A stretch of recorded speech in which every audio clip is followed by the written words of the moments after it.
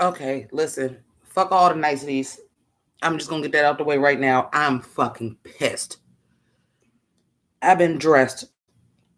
Got dressed, did the pictures, shot the whole video, edited all the pictures, blah, blah, blah, blah, blah, blah. Go to edit the video and the motherfucker didn't record. I'm not doing that shit tonight. So your RuPaul's Drag Race review will be late because I'll do that shit all over tomorrow. I gotta do all this shit all over again. And I am fucking pissed. Now, I planned on doing a live after the night anyway, because I was a little bit upset about the episode. But now I'm like super pissed because, like, literally, I started painting my face today at like 3 o'clock in the afternoon because me and my sister were going to go to my parents' house. And I was like, well, this way, if I could do my hair, because I have, if y'all seen on Instagram, y'all seen the picture, because I was doing my whole Jackie Moon thing. So I was like, well, I can wear my Afro puff. I can at least have my hair started. So by the time I come home, I can go over there for a while, visit. By the time I come home, all I gotta do is put on the clothes. Boom. I didn't edit y'all. I didn't get the pictures edited. I didn't did everything. Thought I had downloaded the video because I went by, in the thing. And when I went to go edit it, that shit said 5 seconds. I said, you gotta be kidding me. I went back and that shit is nowhere to be fucking found. I'm not putting that shit back on right now.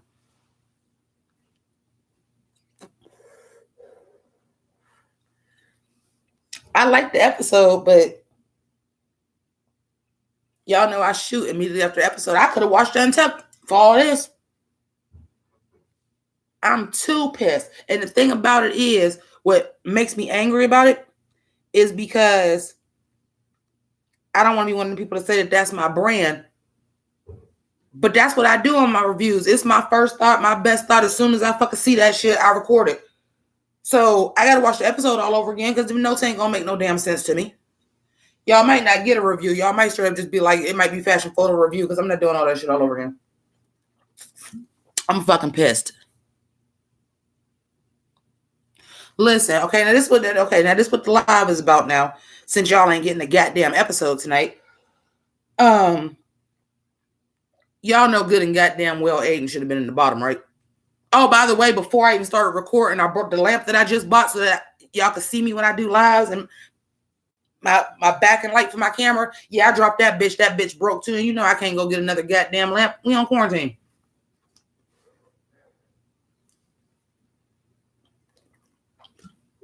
Fuck this day right now, man.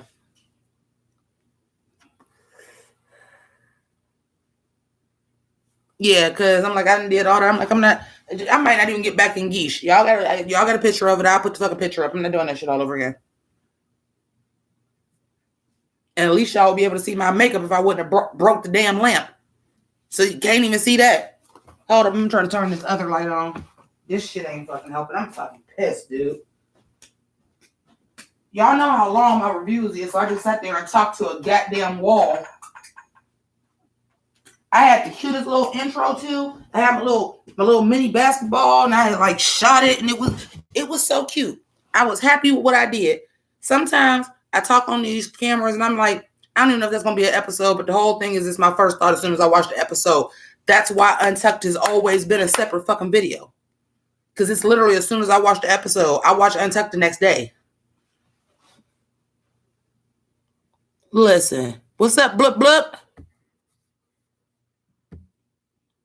But we can talk about it now because I don't know when y'all get an episode.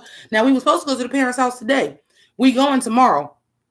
I don't know when they gonna really shut all this shit down, and I'm not gonna be able to go see my dad. So that shit is taking fucking priority, flat out. Like I said, shit anymore with 36 looks. Motherfuckers' reviews ain't gonna be up tomorrow anyway, so it don't matter. Or they put them on the Patreon first. I'll be fine. But hey, 813, hey Smurf boy. Well, at least that light made it a little bit brighter in here. But y'all know I had a specific light for streaming, and it's the backlight for my camera so that there's not a shadow when I fucking shoot the video proper over there. Dropped that bitch, it stopped working. I was like, well, you know what? We gonna see if they still letting people order non-essentials because I guess I gotta order another goddamn lamp.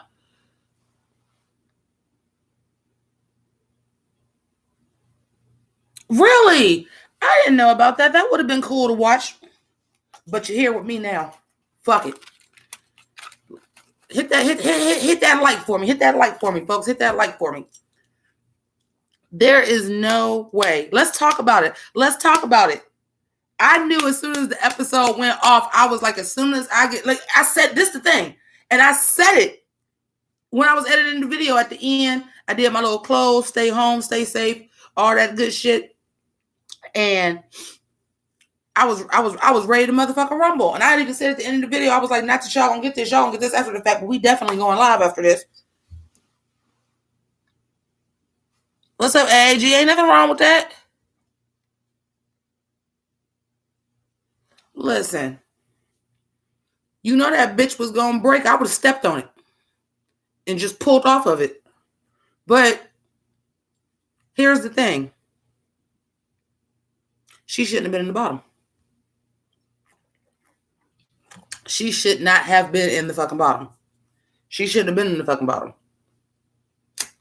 It should have been Aiden and Britta. Okay, since y'all ain't getting the review, I can tell y'all the shit that I remember. Because the first thing I did before I did anything else at the beginning of the episode, I got the pictures. I got the pictures with all 3 looks for every single queen. I did that shit. I got it. I knew I was going to have it. I already had it snapped in my phone. I just had to edit them. So I'm like, all right, this was going to crack. And I was like, I'm looking at, this is the thing. If you follow Paul's Drag Race on Instagram, because they post this shit every week. I ain't the secret out. That's how I be getting the pictures so damn quick. The secret out. They post the shit on Instagram. I do a goddamn screenshot. I crop it. I put the little popsicle thing on it so everybody's name is on it. Boom, done. Better picture than I could take off my damn phone anyway. Listen, because they do it. They bring it to you every ball. Straight up and down. Pancakes. I'm sorry if I'm not addressing everybody in the room. Let me get this off before I forget it. That's why I said it might just be a fashion review. Because when I tell y'all, again, not trying to be pretentious to say that's my brand, but that's what the fuck y'all come here to watch me for. It ain't scripted. It ain't no niceties. It's how I feel about the episode immediately after watching it. That's what I do. This is how Untucked started becoming a separate episode. Because I'm like, once that shit started going to 90 minutes and I had a goddamn job, I'm like, ain't nobody got time for this. We have to do Untucked as a separate video. That's how that shit started. Listen. Elias, say that shit. Say that too, because I said that in the video too. But since y'all only gonna get a fashion photo goddamn review now, because I'm not reshooting all that shit, I'll put the Jackie Moon jersey back on, but I'm not putting on the whole dress and makeup and shit. I'll put the Jackie Moon jersey back on in the Afro puff. But one good positive is since they've increased my medicine, I haven't been having that eye bulge problem. So like I had on my contacts for like a good 8 hours today, and that ain't happened since the thyroid thing been happening. So that's what's up. But still, anybody that wear contacts and glasses and actually wear both will fucking tell you it is not the same seeing out your glasses. I'm used to my glasses now. I'm older. So even though I was watching the episode, I feel more comfortable. Like as soon as the episode is off, lashes off, contacts off, glasses on, so I can really, really see what I'm editing. But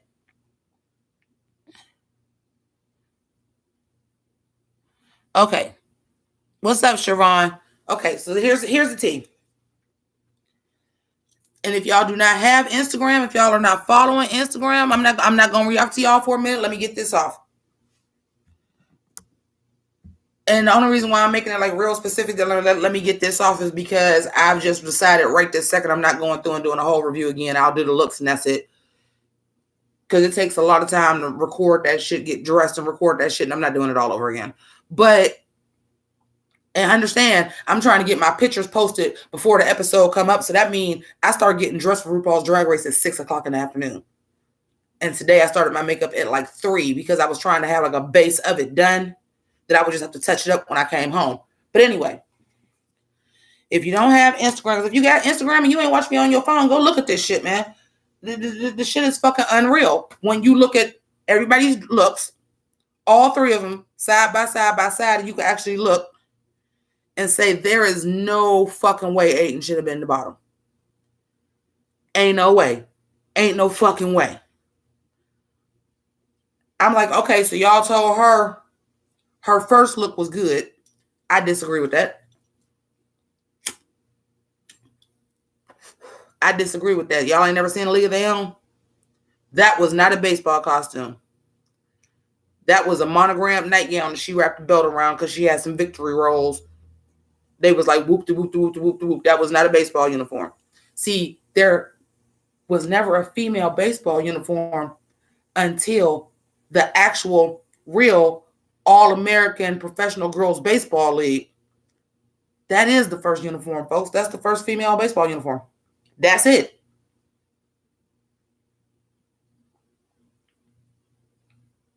We've seen somebody on the show with it on. Listen, when I did a review, I broke down Steven Universe. I said, if y'all watch Steven Universe, I'm going to take it all the way back to when the Rubies came and Garner had to unfuse. And, you know, Sapphire is the femme. Ruby is the butch. Her baseball uniform was patterned after that. That was a nightgown with some belts wrapped around it because she had some victory rolls and came out with an old goddamn catcher's mitt. Y'all was like, whoop, whoop, whoop, whoop, whoop. That is not a baseball uniform. That shit was inaccurate as fuck, especially since we've seen the real one on the show and a League of Their Own is in the pop culture zeitgeist. They didn't make them costumes up from the movie. Them was the real fucking uniforms. Those are the first. So it didn't evolve into that.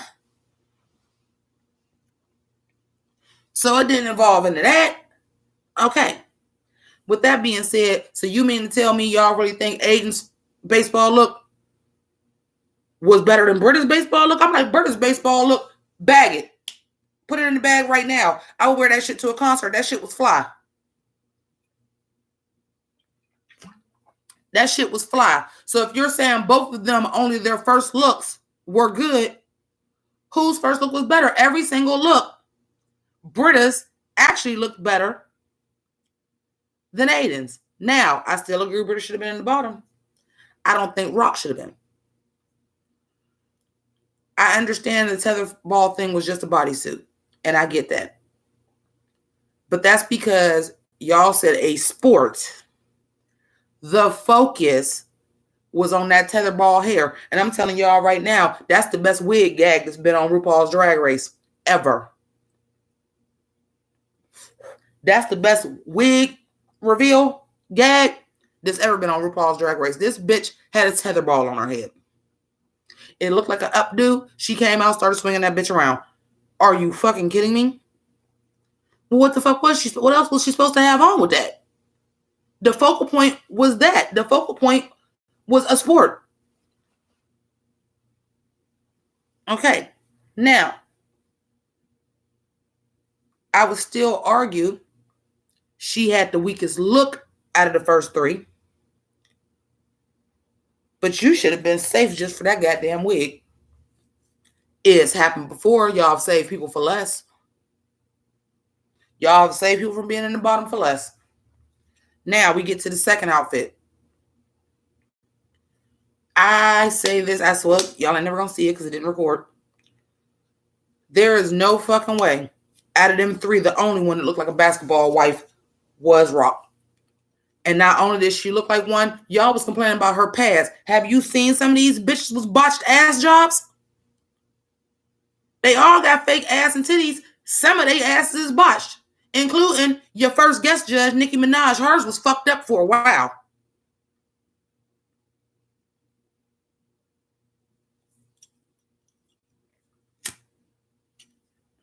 And I wish Rock would have said that it was a botched surgery. Because some of them people that got fake asses, them shit looks awkward. Let's keep it a buck now. That was the most realistic depiction out of all of them. Because even though I thought Jada was fierce, that wasn't no basketball wife. Even though I could see a basketball wife with that on, that's some shit you already had. That's just your drag. But who really looked like a basketball wife that had on like the little dress with the cutouts and the extra fat ass was Rock. She looked the most like a basketball wife out of anybody to me. With that little mini dress with the cutouts and them big ass, ridiculous ass hips. And that she looked the most like it. I'm like, that's some shit they really fucking wear on the show. Have any of y'all watched the show? It's on VH1.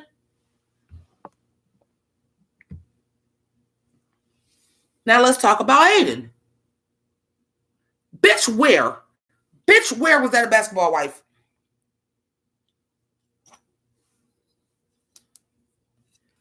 Bitch, where was that a basketball wife?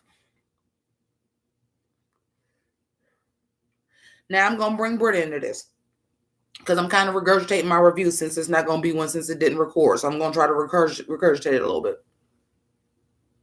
Britta's dress wasn't bad. It just wasn't basketball-wise.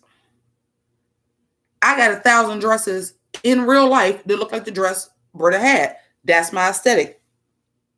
Short dress, 3/4 length sleeves, some ruching, a V-neck so you can see my boobs.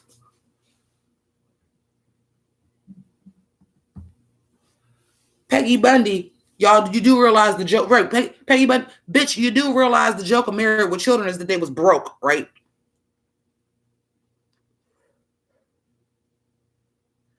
And I was hoping somebody, I know that was supposed to be like a fashion runway. Like I said, some people, that was just your drag. That was an easy one for you. Widow Von Do, I don't believe that you made that for a basketball wife. Gigi Good, I don't believe you did that. Nikki Doll, you damn sure didn't do that. And I'll get to that. And I'll get to that shit in a minute. You damn sure didn't do that. This is some shit that y'all just had. Y'all was like, this is an easy one that I can do. I don't watch Basketball Wives, but I know they don't wear leopard dresses with cheap fake fur on them. Not even the white ones don't do that. That alone should have put you in the bottom. Basketball wise, bitch, you wasn't even trying. Now, Britta, I said Britta could have been a basketball wife. She was the 12th man. You know, they ain't got millions. They make the league minimum. And he already got 4 or 5 kids on her, so they got to go to child support and shit. She good. She shopping Nordstrom's. I mean, she ain't shopping at like Gabriel's. Like, she ain't shopping discounts. She shopping. She might not be, you know what I'm saying? She might not be shopping at Saks Fifth Avenue. She might be in Nordstrom's or Macy's, though.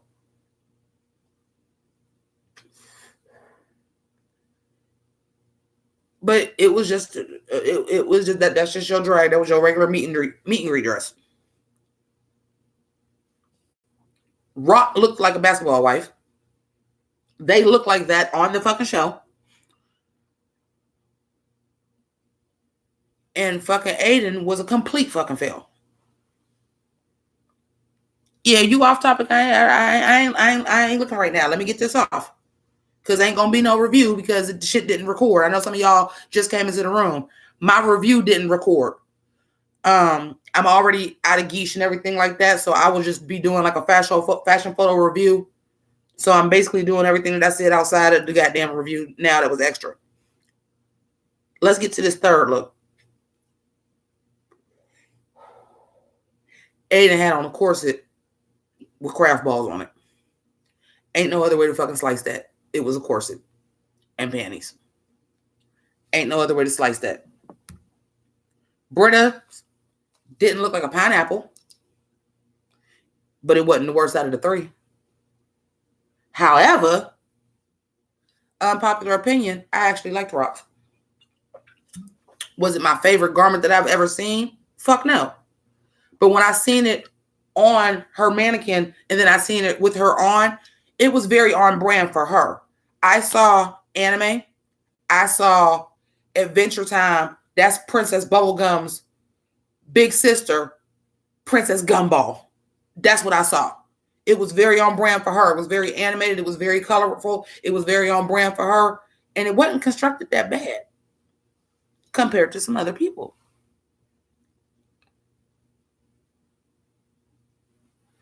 Yeah, she took credit for Jan's idea. Jan helped her and was like, well, let me see if I got a whistle for you. Ain't no fucking way. Out of them 3 people, that Rock should have even been in the bottom, let alone go home.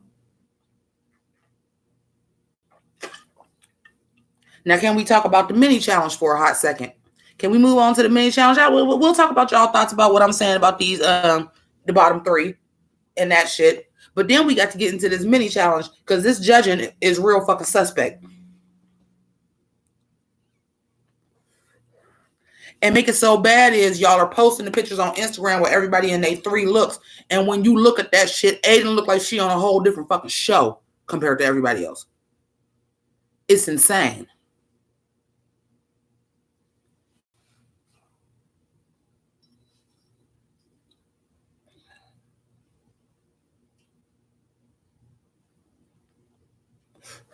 Oh, Leslie Jones was a great judge, but she's a fan. And she's a late coming fan. She kind of just like binge watched everything up until it got to like season 10, I think. Now, Aiden ain't go to Macy's. Aiden ass went to Rainbow. Aiden ain't even go to Rainbow. Aiden went to fucking Goodwill. Like she always fucking do.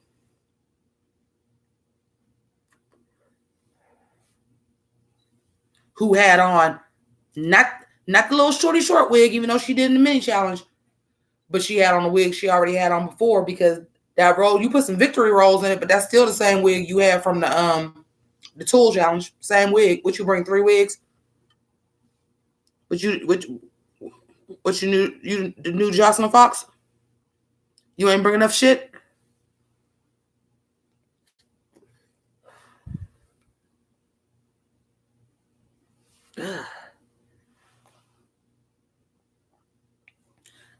No. Okay. All right. So let's talk about the mini challenge.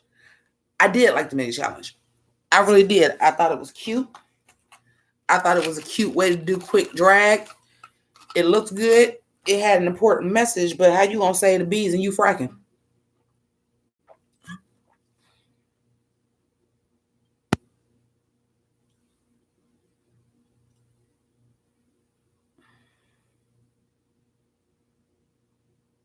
I ain't even gonna repeat that. Y'all heard me the first time. Now, with that being said, I did like the mini challenge. Aiden was horrible in that too. Horrible in that. I understand that everybody ain't a dancer, but like, you wasn't even bringing comedy to it. You was just with that same goddamn pussycat wig. I better not never hear nobody else. They need to go back to fucking season 10 and edit every time they said that shit about Monet Exchange, because at least they was different pussycat wigs.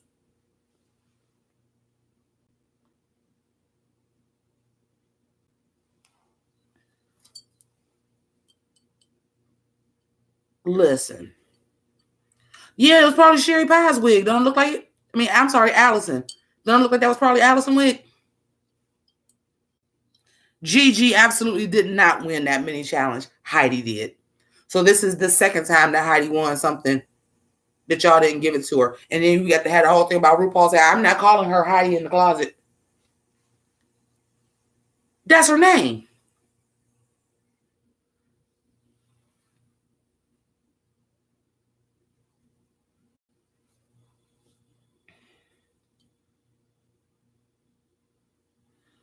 Like, come on, man. We all watched the same episode. Heidi did that. Clearly, Heidi is a performer. Not to say everybody wasn't. Now it was some poor editing, because a lot of people was off beat. That I'm like, they wasn't really off beat. We didn't already seen these people performing other stuff. They ain't that off beat. What I will tell you is this. What I did love about that mini challenge is the motherfucker full blown shade they gave Allison. Full blown. Full blown. And I'm like, I know y'all rushing to recut these episodes, but do y'all know how shady that really truly looked? Because that looked like the shade of it all. I mean, some people's, you can get better. They let Jinx Monsoon win with the mug she had on season 5. So I don't want to hear that.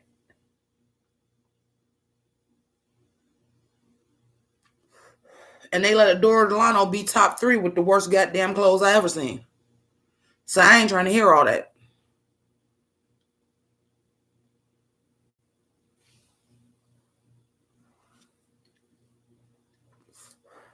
Yeah, fuck Allison. Now, with that being said, let's talk about it. I like the 2 costumes that was designed by Florence DeLee.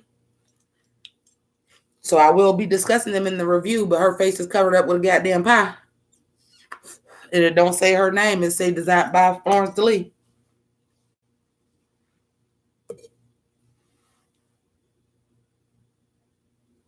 I don't know who the fuck Allison Harvard is. Fuck her. I don't know her. Fuck her. But I did think the B-Mini challenge was really, really cute. Now, what I will say is like, oh, but any other damn time that y'all do something, y'all give credit to the queens to come before them. But y'all didn't want to bring up Manila Luzon with that B thing when she did a B for the ball when it was the hair challenge, and when she was on All Stars, they did the B Club. Y'all really came up with that B's because it was Save the Bees.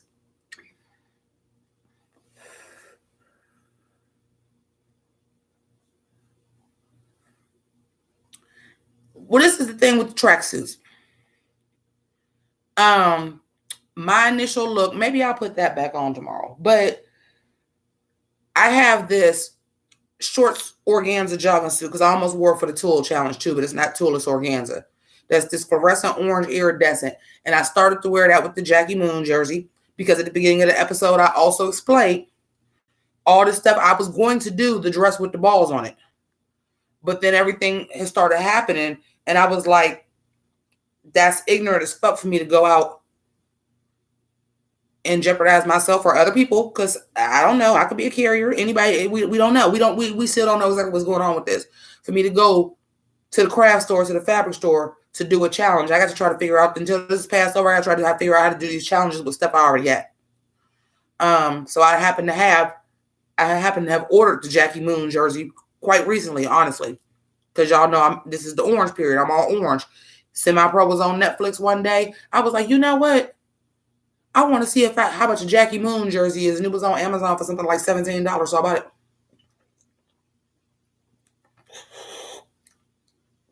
Y'all don't even know. I was ready and raring to go. I had found the chopped and screwed version of Love Me Sexy that I was gonna use for the intro music instead of the ice cream music. I was ready to go. No goddamn video.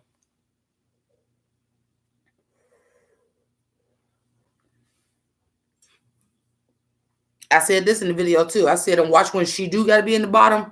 They got that one song, like when Jinx lip synced against Detox, that they gonna decide to pull out right then. On top of the fact of, you got to do a good lip sync. Last week's was so goddamn bad. You had to do an upper song. I will say Rihanna S&M. I was like, even though it ain't my favorite Rihanna song, at least it is a good lip sync song, a good high energy, good performance song. The editing is always going to be weird to you because they're trying to cut Allison out as much as fucking possible.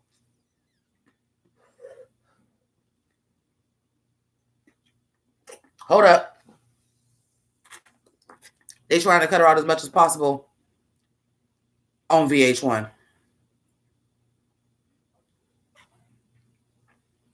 On VH1. So, I'm sorry. Like, hands down, the judging was fucking wonky. Jan should have been in the top, not Nikki. Check this one out. Check this one out, though. Check this one out for me. Oh, y'all was all goo goo gaga over her football look. Bitch, she already had that on. Her sparkle look was that. A goddamn bodysuit with a shoulder piece. And if y'all watched my reviews, I said that then. She did the same damn thing for this. It was cute. Make no mistake, it was cute. And I was like, oh, that was kind of a cool way to do the football pass. I'm like, that's pretty dope. But you just had that on episode 2 or episode 1. Aiden Nash should be off the show right now. Aiden Nash should be off the show right now. She'd have been in the bottom, and I ain't gonna lie. Britta turned the party. You wasn't gonna beat her. She turned the party. That's what I'm saying. They try to enter out as much as possible on VH1.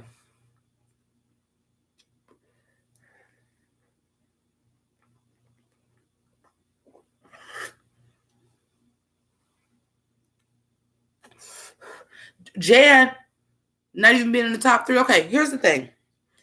I know I'm kind of doing this ahead of time, and I'll still do my fashion photo review because at the end of the day, it's 40 people on the live stream when I'll have 2,500 people watch my review. Jan was so dope. That soccer ball shit was everything. That rhinestone tracksuit was everything. I was like, oh, I get it. She had a human wig on. That is a woman. That is, and that ain't no hood right basketball. There ain't no hood rap basketball wives.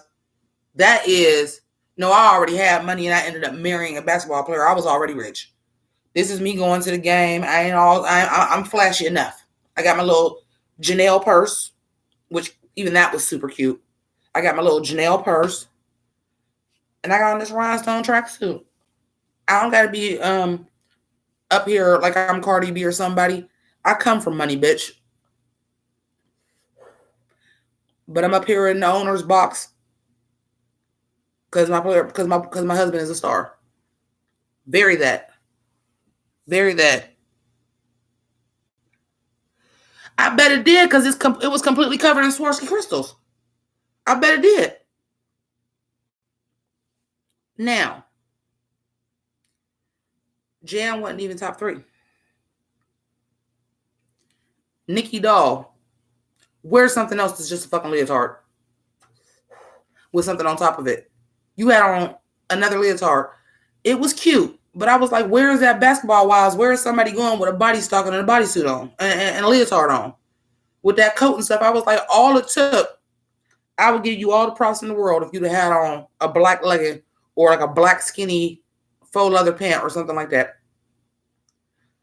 A tailored pencil skirt. A black dress underneath it, and you opened it up and same goddamn thing for Gigi. And same thing for Gigi. You had on a coat. Love the coat. Nice coat. Both of y'all look good. But it's basketball wives. Y'all on VH1. Did y'all not get that and say, let me go try to find a clip of basketball wives?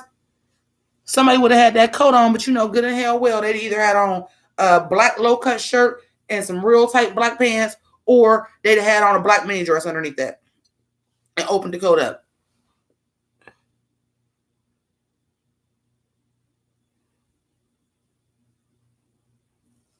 I liked Gigi's look, but that wasn't basketball wives. It sure wasn't. And they would never wear a chunky heel. Stilettos all fucking day and probably a boot. I even said that she had the coat on with a knee boot. It was a disconnect. I said, oh, they gonna get her ass on fashion photo review for that odd length boot. A pant. A black type. Something. Now,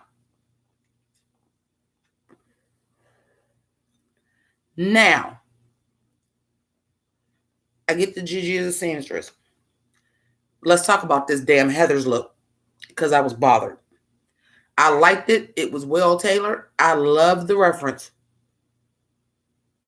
But if you wasn't going to wear blonde hair or at least a red goddamn scrunchie, then you should have picked a different color plaid.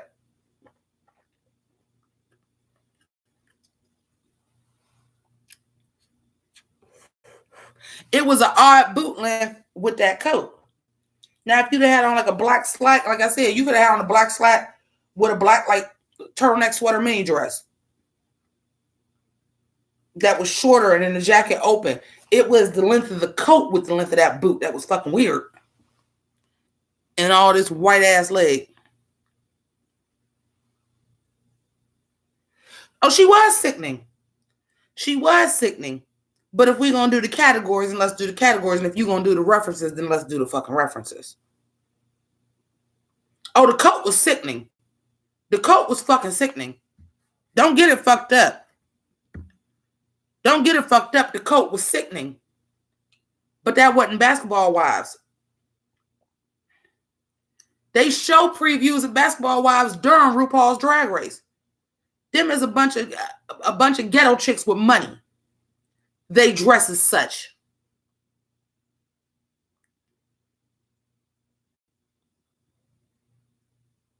They dress as such.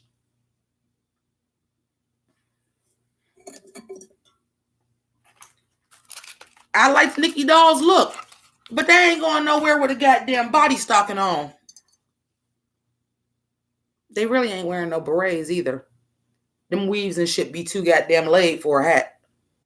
But I was like, you know what? She from France. They do have professional basketball over there. It ain't NBA, so I'll give you that. But where they going with a body stocking on a leotard? Now, they're not doing that. I thought Jackie Cox looks more like a basketball wife than either one of them did. Because I could totally see a basketball wife being that, like I used to be a stripper. And now I got money. So I still kind of dress like a stripper. But it costs money now, though. Or even we on the show and it's one of them vacations that they have. And they went to Antigua or wherever they go when they go on them vacations. And that's what she had on there. It just came from off the beach and that's what she had on. Jackie Cox looked more like a basketball wife than either Gigi or Nikki.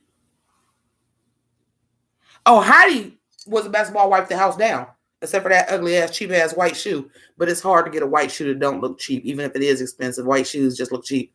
But I said this in my review. Our gay bar here was not a gay bar no more. But when it was, and they was trying to it was still kind of in between, where they was kind of trying to make it not the gay bar. And this, they had Portia Williams as a VIP, and it was like $20 to get in.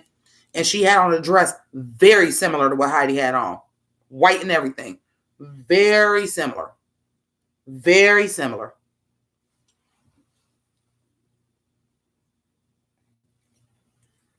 Oh, yeah.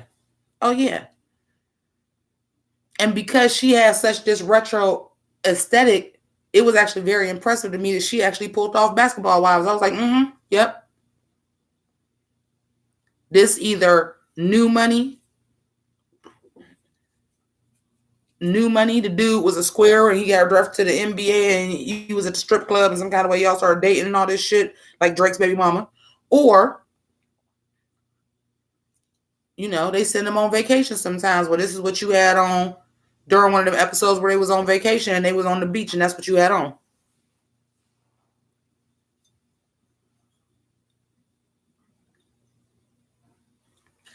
I mean, she do. She still ain't dressed as cheap as Aiden Zane is, though. Just you wait, Henry Higgins. Just you wait. We already know Allison was going to be in the top 4. Do not be surprised if Aiden Zane ass is there. Do not be surprised.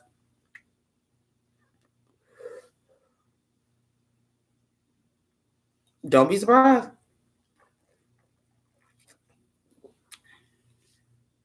Do not be surprised.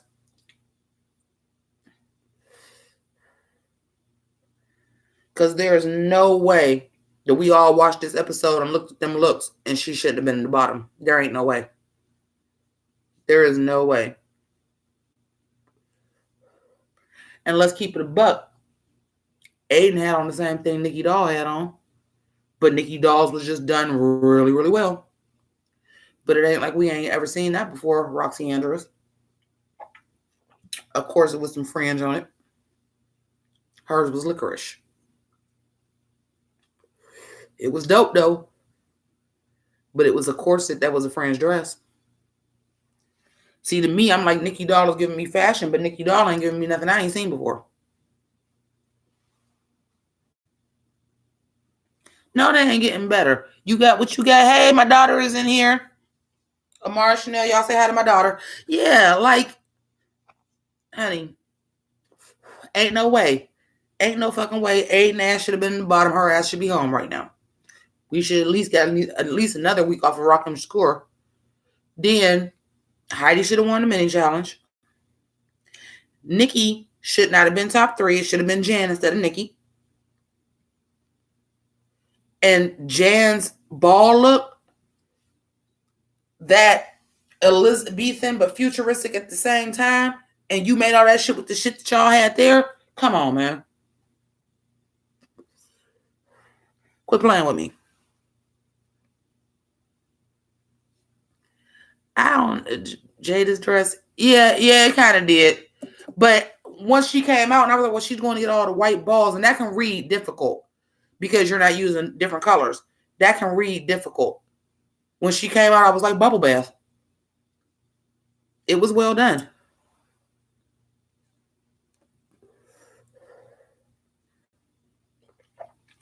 It was well done, but I think Jada should have been in the top.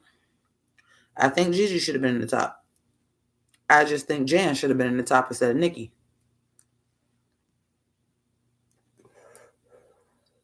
Why do I think they are playing Jan down? Because they got their favorites.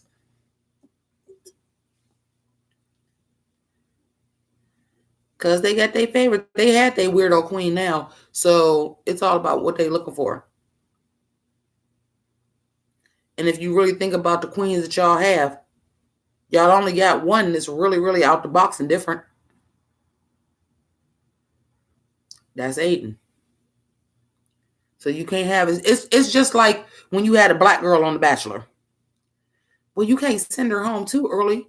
But we know she ain't gonna win. Except for RuPaul's Drag Race case. They might. Because y'all want to prove that y'all edgy or something. I really don't like Aiden either. And you are so, I don't understand why everybody's putting me in the bottom. Bitch, I do. What do you do? What is the challenge that you gonna fucking wow me? I let that shit slide on the Bob Fosse episode because you had on a hat and a black bodysuit. That's very, very Bob Fosse. I let that shit slide. But then you look at what everybody else had on for that Bob Fosse episode when they was all performing. I let that shit slide. I ain't mad at Jan trying too hard. She want it. She want it. I ain't mad at that. She's not doing what Britta is doing, where Britta just thinks she is just the greatest goddamn thing on earth and then couldn't figure out how to make a goddamn pineapple and you Polynesian.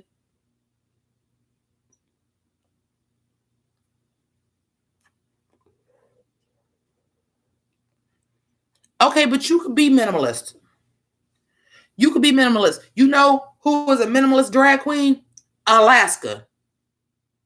Alaska don't do all them sequins and rhinestones and shit. Not at all. She don't do all that shit.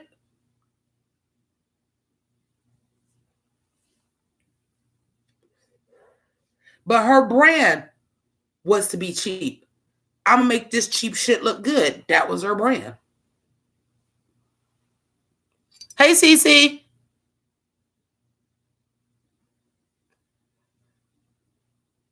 Whose shoes was the same as they wore last week? Well, honey, they're men. If they find some shoes on sale that they could fit, they could have on the same shoes. But shit, Charlie High had the same pair of shoes every goddamn episode. Just was doing stuff that we didn't notice.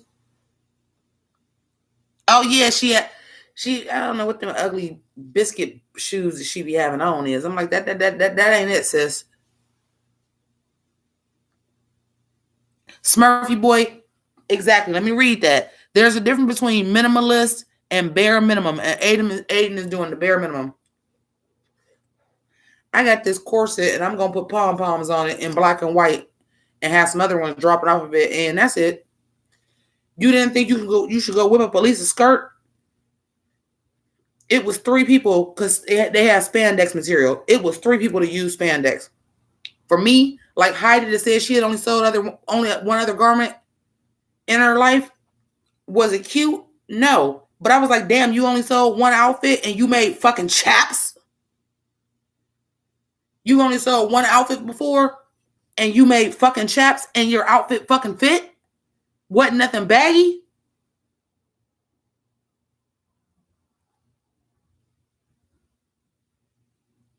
But Aiden was like, nah, fuck it, I'm cool with this corset though. That's enough.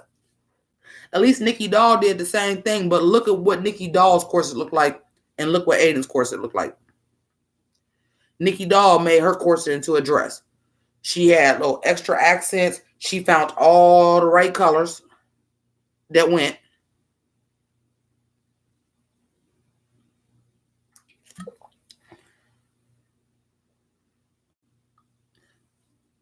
And that had killed me.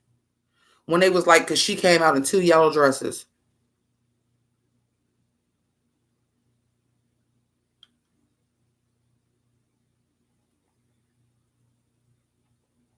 Y'all correct me if I'm wrong, but I think we as an audience made more fuss about Vanjie having on red every week than they did. But again, let's talk about it. Don't be surprised if Aiden is in the top 4. Don't be surprised, because y'all talked about Crystal's makeup. Y'all talked about, well, Britta gave us the same look twice because she had on yellow twice. But Aiden Zane had on that flat ass goddamn pussycat wig how many times now?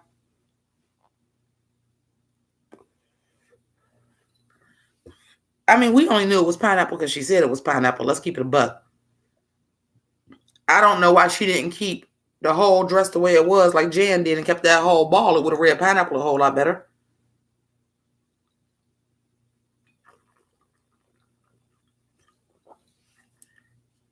Y'all always nitpicking on somebody that y'all don't like, just like y'all told Max don't wear gray hair. That's her brand. Y'all gonna tell Crystal change her makeup. Y'all told Never Loves You, Dusty Ray Bottoms, episode 1, you always gonna have them dots on your face? But Aiden had on this wig how many goddamn times? She only been on 3 episodes.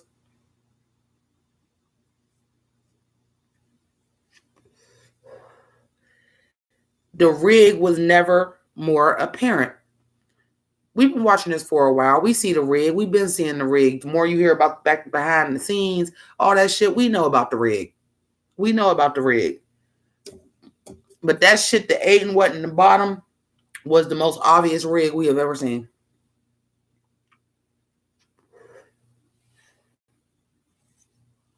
Oh, God. Oh, that smoke went right in my eye. That was uncomfortable. Yo less is more philosophy don't work because yo less is more is an excuse.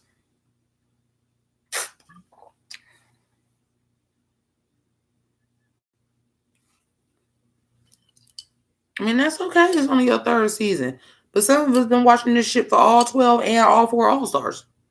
We know what the rig looked like. But at least y'all was it was. Come on, man. Y'all know good and hell well Aiden ass was supposed to be in the bottom.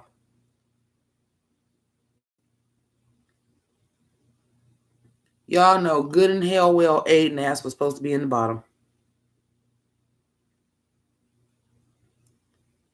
And then y'all got the audacity to go on Instagram and put everybody's look up 3 by 3, let them see, where you posted everybody's look all 3 together, and then you sitting there and you could scroll through them like this. Oh, that was a bad move, because doing that, you can obviously tell she shouldn't have been, and she shouldn't have been fucking safe.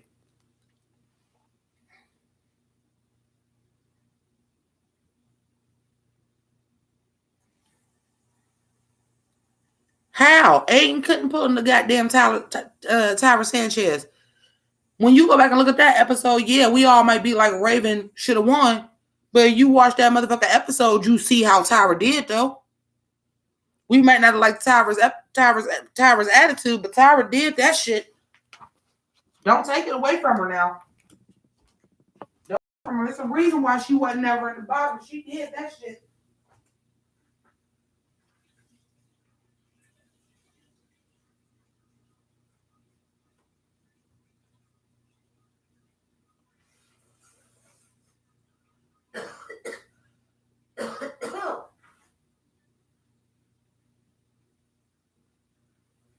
She did that shit there. Don't take it away from her now. She did that.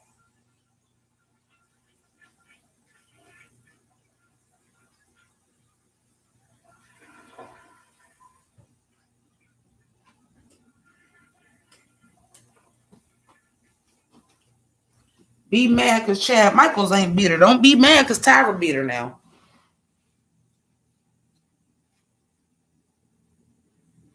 Is this the show to watch RuPaul's Drag Race? If you like drag, it is.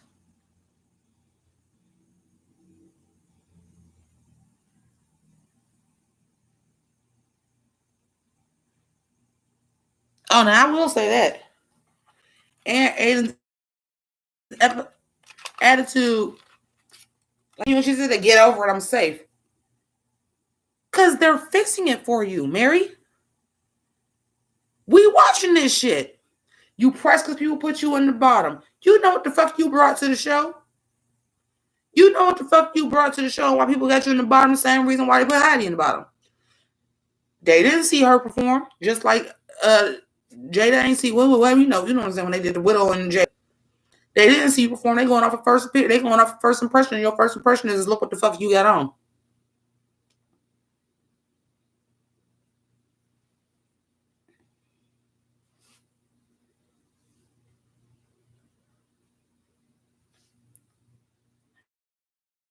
Rick, I'm gonna tell you, we're gonna talk about Drag Race. So, and that's pretty much all we're gonna talk about. I'm gonna just keep it a buck with you. We're gonna talk about Drag Race.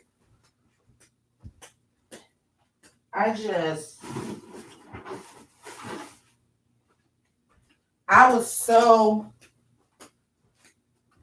floored when they named the tops and when they said Jan's name. I was like, well, these must be the tops and the bottoms then, or the tops. Y'all over Jan. I'm over Aiden and I'm over Britta. Britta thinks she's so great, and Aiden.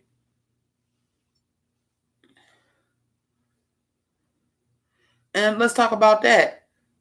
So y'all made Crystal change her face, but y'all ain't gonna make Aiden change her face? Aiden got the same face every week too, with shitty ass costumes.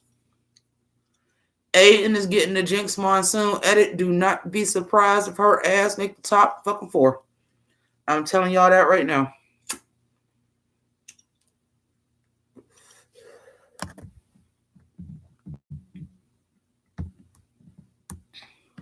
Well, I took off my drag look, and this is what I got on right now. So, you know.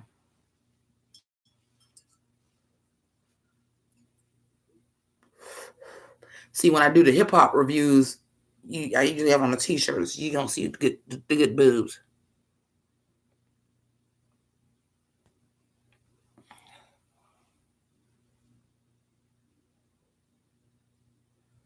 I don't like Britta's attitude at all. Don't get me wrong.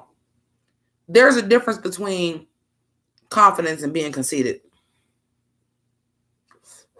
Confidence and conceit are not the same things. I want my queen to be confident. Like Jada is confident. Widow Von Du is confident. Britta is conceited.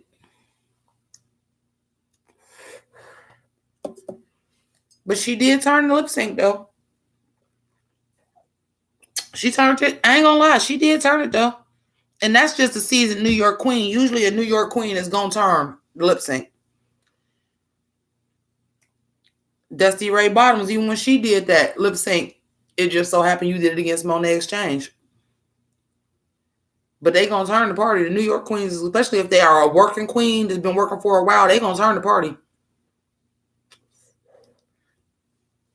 Because you ain't just getting booked just to get booked in New York.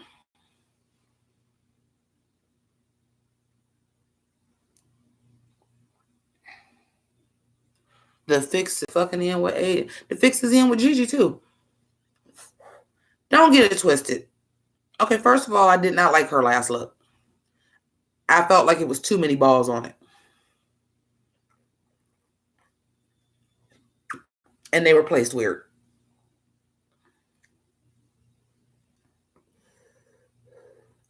Rock lost the lip sync, and again, because the review didn't record, she was defeated. You could see it in her face. When they was showing her and her actually saying the words, you could just see it in her face. Her whole face had dropped. She was just like, she was defeated. She was defeated. And I don't blame her for being defeated because she shouldn't have been in the fucking bottom. The critiques they was giving her, I was not expecting in 1,000 years. Now, were they the worst 3? I could argue that had Rock had on something a little bit more spectacular with the tetherball wig, had she had on something a little bit more interesting with that, I would argue that Heidi would have been in the bottom.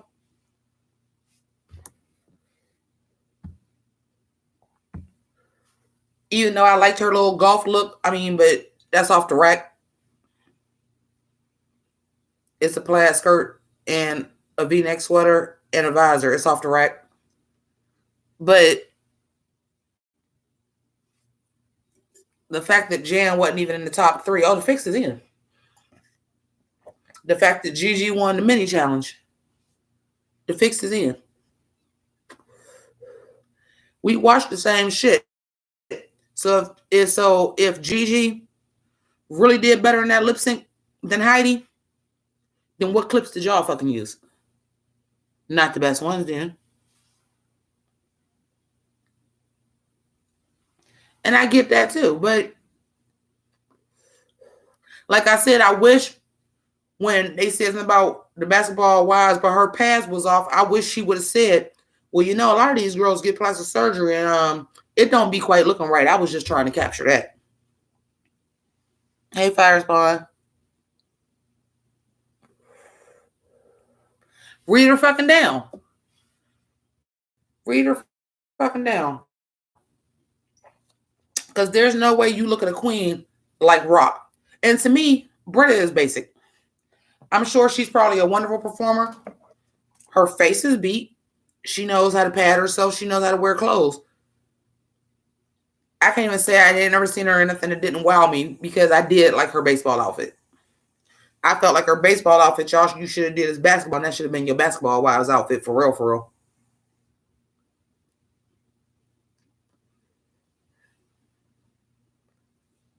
Number 8, Andre 3000. Coffee Black. From the same movie I had the jersey on for, but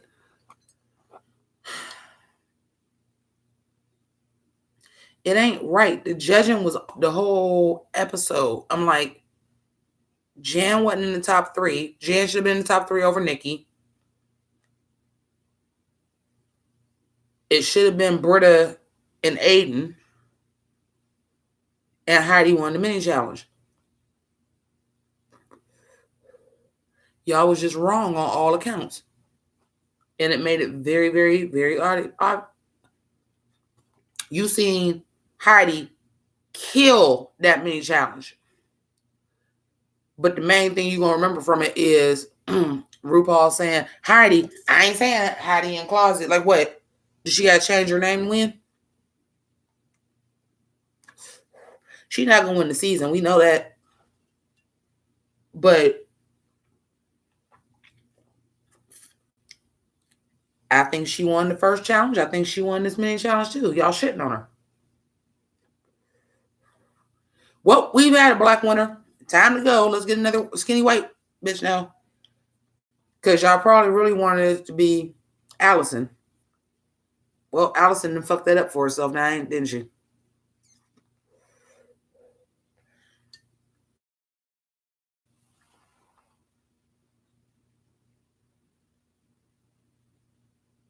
Number 7, best.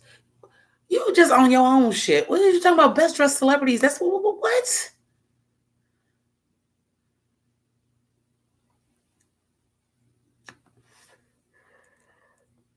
And Jimi Hendrix nor Andre 3000 deserves to be in the top 10. Thank you very much.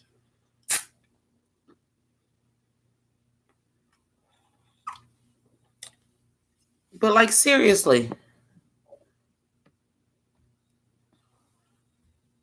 Like seriously. Because I can already tell how awkward the episodes is and the way they're edited. And sometimes they be talking about shit and you be like, why did you even put that in there? Because you're trying to edit her out for America. For America. And the flow of the episodes are off. We can all see it. The flow of the episodes are off. But they wouldn't be that off if you wasn't featuring her so much and y'all was featuring her so much because y'all wanted a funny queen and y'all finally wanted a big girl to win.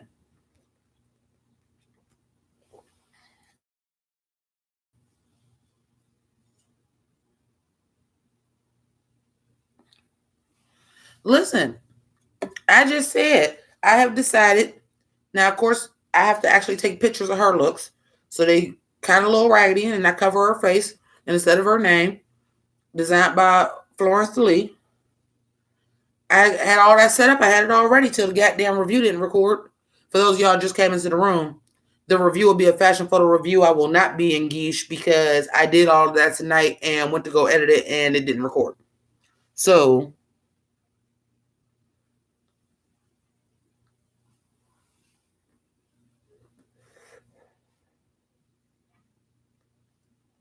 it's just unfortunate. I just feel bad for season 12 overall. You got this hanging over you. You don't get to do DragCon because now we in the middle of all this shit. You don't get to do DragCon because of all of this. Not only do you not get to go do DragCon, you don't get to do Roscoe's because you know they all do the Roscoe's viewing party. You don't get to do Roscoe's. You don't get to do DragCon. You can't even get your bookings that you get this year ahead of time for being fucking Rude Girl. Y'all lost out on all that shit. As if it wasn't already bad enough because Allison asked. Not who's Jan. And I didn't like that. I had to remind myself that it was the ball and not the sports ball. But you know. And that sucks too, because y'all do realize that my nails actually match my drag look, right? Because I had on the Jackie Moon jersey with the afro, with a little orange bow in my hair, and a teal dress, and these teal shoes with the AB stones on it, and the AB earrings and everything. And I even had a little basketball. I was just so mad.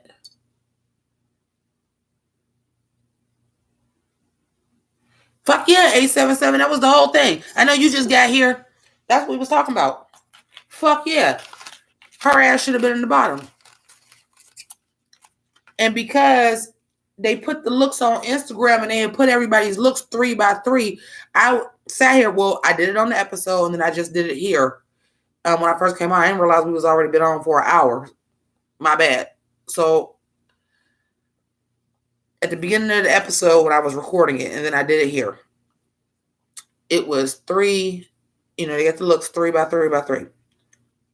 And I was saying, even in comparison to the other two people that was in the bottom, she was by far the worst.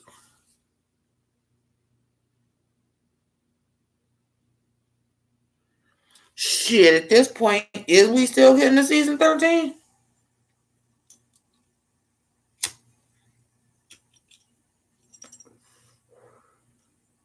Is we?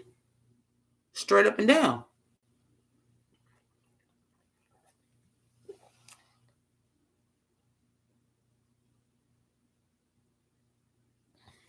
I didn't like Gigi's fucking... I did not like Gigi's final look. Well, shit, All Stars is already going on Showtime, and I will make that argument again right now. Because I watched Bob the Drag Queen's Sibling Rivalry. And when this all came out, Detox said she personally knew people that it happened to. Yuha said it was people that she personally knew that it happened to. Bob had already said, like, they knew it was one person in New York, and then when it broke, they was like, well, damn. So don't be surprised if that shit was in the ether already once the motherfucking season was wrapped. And that's the reason why All Stars is on Showtime to fucking begin with. And don't be surprised if Aiden is in the top fucking 4. And even if she ain't in the top 4, she might have been top 5 and they may have to replace her. Don't be scared. Because the rig is in, baby. I thought Gigi's Heather. Listen, I am a teen movie fucking purist. Okay? I love teen movies. I even watch the ones on Netflix. I fucking love them. Heather is the OG, and I fucks with Heather's real fucking heavy. Jawbreaker is my number 1. I know that is fucking odd because, like, don't nobody fuck with Jawbreaker, but you don't get Jawbreaker, Mean Girls, Clueless, none of that shit without fucking Heather's, okay? Heather's is the OG. I love the nods at Heather's. But if you gonna have on that red plaid, you better, if you ain't gonna give me blonde hair, you better at least give me that red fucking scrunchie somewhere. You gonna do the reference, know the fucking reference. So if you gonna be the red Heather, bitch, it need to be a red scrunchie somewhere. And that bothered me. Because you didn't necessarily have to be the red fucking Heather. But you gonna be the red Heather and you ain't got no red scrunchie? You ain't giving me high-low ponytail? With a red scrunchie in it? Fuck out of here. So you gonna be the red Heather? I mean, oh no. If you came out in yellow, might have read a little clueless, you better be the fucking green one. Don't you give me fucking Heathers in a red, or you should have did another color like how Meatball just did pink. You, if you gonna give it to me, give it to me. Where the fuck is the red scrunchie? Where the fuck is the red scrunchie? That shit is so iconic. They worked the red scrunchie into the goddamn musical. They even did that shit as fucking shitty as the Heather's Riverdale episode was. Cheryl Blossom had a goddamn red scrunchie in her hair. Twice. She ain't no maroon damn Heather. That's red. Even the fucking shitty ass Paramount show. That girl ain't even fucking have hair. And it was a red scrunchie in her bedroom. You gotta have that fucking red scrunchie, my dude. Especially if you're referencing the OG and you got on the red plaid suit. And I'm gonna say this. Meatball did it better. Meatball did it better. Her suit was tailored better, but Meatball did it better. With the pink rhinestone mallet and blonde fucking hair, Meatball did it better.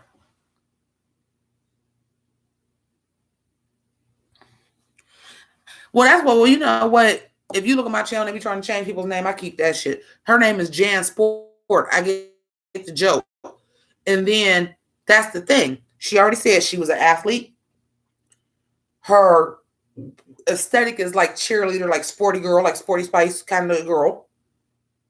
Which is why Jan Sport as a name fits her so well. And she wasn't even in the top 3 of the sports ball, and she did that shit.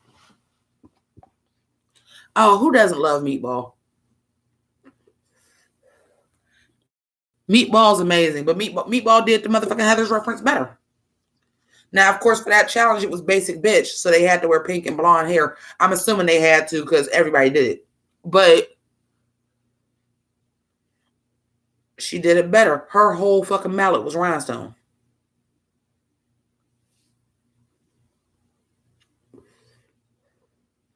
But she didn't have to have a scrunchie. You know why?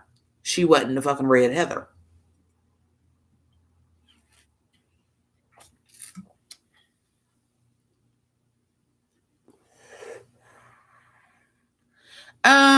Meatball might not want to be on the season. Y'all have to think about that too. She went on Dragula.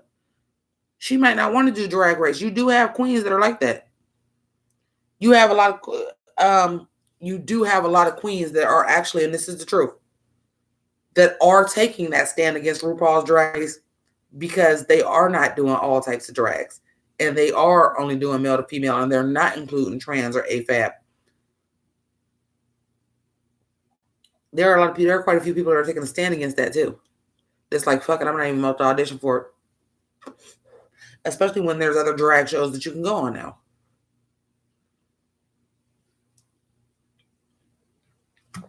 Let's keep it a buck. You think if they would have had Dragula back then, Sharon Needles would have tried out for RuPaul's Drag Race? No, she went on Dragula.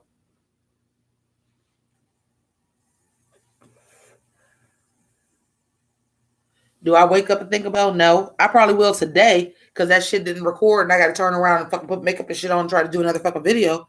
I'll wake up and think about it today. Here's what I do for me, because for all intensive purposes, YouTube is my second job. I make the most money during RuPaul's Drag Race. So on Friday when I wake up, yeah, I think about Drag Race the same way I would wake up if I had to go to work. I got to work today. So I know by 6 o'clock, even if I'm having a day where I'm being lazy, you know, I've had health issues and stuff. Even if I'm having a day that I'm being lazy or I don't feel good, I know I got to get whatever I need to get done in enough time that I can rest, relax, so I can be focused on the show. I know that I have to get up, be dressed, showered. I have to start getting ready at 6 o'clock so that I can take the picture, edit the picture, put the little RuPaul's Drag Race, put my YouTube shit on it, take the picture, post it on Instagram, advertise that I have a YouTube channel, sit down, watch the episode on time. So when it's on, the days that it's on, yeah, I do wake up and think about it. It's my job. Granted, it's a job that I love. Still my job, though. I make significantly more money off of YouTube during RuPaul's Drag Race season than any other time. Significantly more.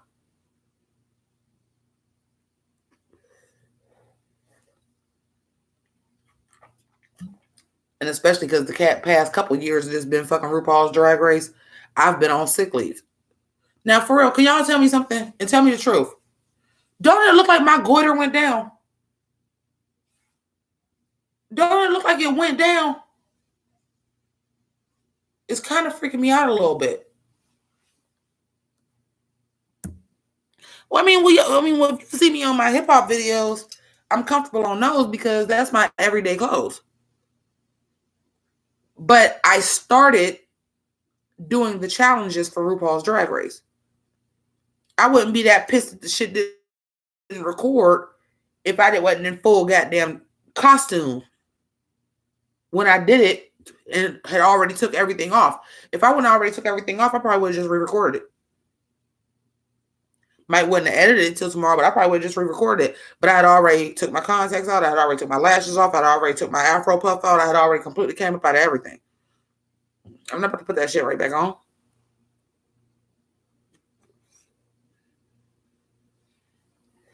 Damn. Oh, why is the cigarette smoke? Oh, because the fan ain't on. I was like, why is the cigarette smoke going directly in my fucking face? That's why.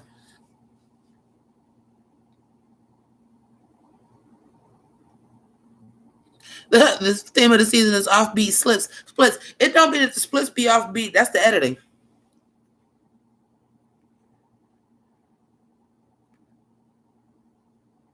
What show is that? Because somebody else did tell me about another drag show. What is that?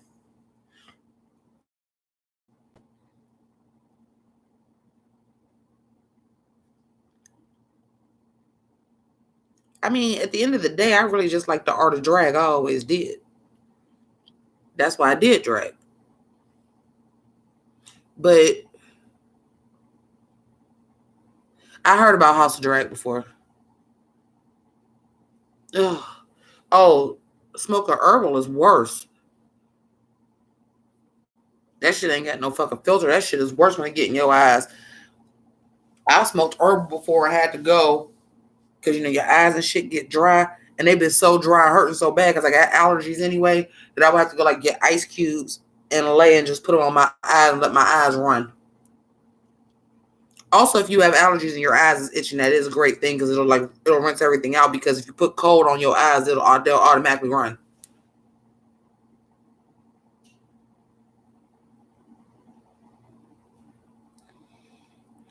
Rick M. Jackson, did you high or something? Because you was just coming up with some random shit. Hey, Noah, how you feeling? This is my good brother, Noah, who has been joining us for the lives during this whole shit that's been going on in Ohio with the Rona. And he got tested for it, but he just had the flu. So how are you feeling?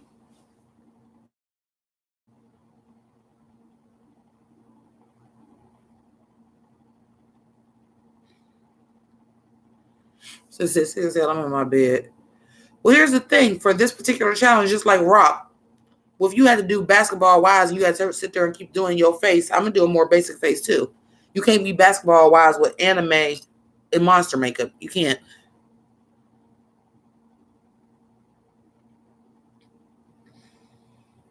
It should be about the art of drag. That's what it should be. It should be about the art of drag. And but at the end of the day, the main thing is right now, at the end of the day for me, that judging, Aiden Ash should have been in the goddamn bottom. And I mean, it was obvious. Y'all all had to watch that shit and be shook and be like, wait, what, Aiden, you safe? Huh? I have to do the Scooby-Doo. Safe?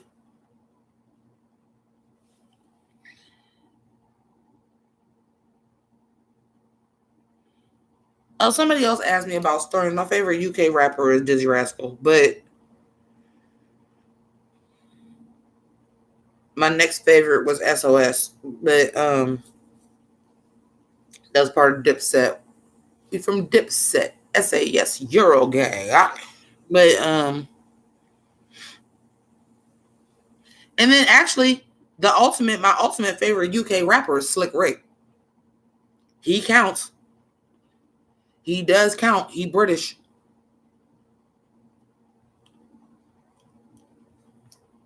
I just remember as a kid, I thought that was like a voice that he was doing. And I'm like, oh no, this nigga is British. He got a British and a New York accent, and that's really what Slick Rick sound like. Pretty fucking dope.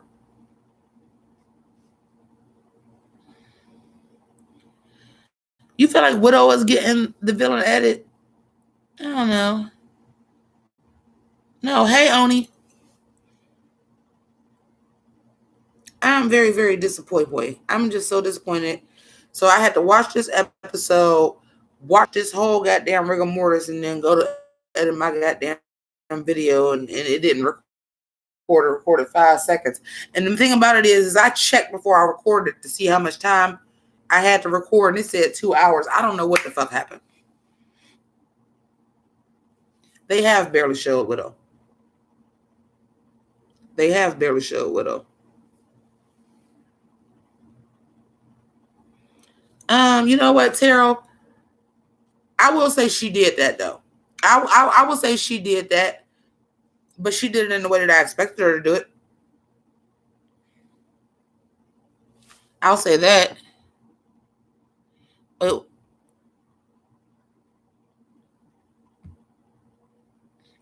well, they did Rock like that because they were saving Aiden. Rock shouldn't even been in the bottom two. That's what I'm saying. Y'all made the mistake, RuPaul's Drag Race, of deciding you're going to post the girls' look and take pictures of them before they go on stage and take pictures of the girls' looks. So our Instagram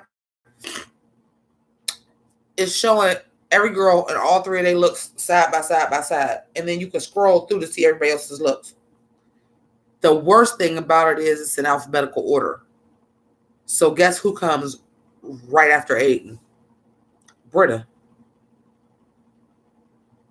Now Rock, it was 6 and 5, so you still got to go somewhere else to get Rock. But me, knowing I'm about to use these pictures on an episode, have them all saved in my phone so I can see them in whatever order I want to fucking see them in. And I'm sitting here going through these looks. Because what happens is when I'm editing, as I'm talking about people, you know, they may not be in the order that they came out. So because when I shot, quote unquote, shot the video that didn't fucking record, and I'm talking about immediately because I got the pictures there in my phone, and I'm like, between A and Rock and fucking Britta, Rock should not have been. She should have been in the bottom 3. She should not have been in the bottom 2.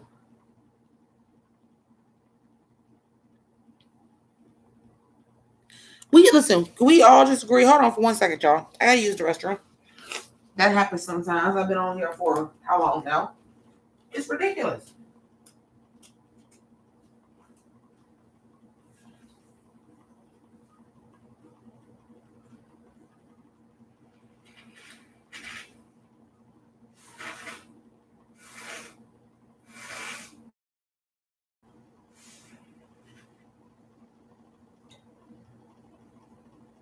Oh.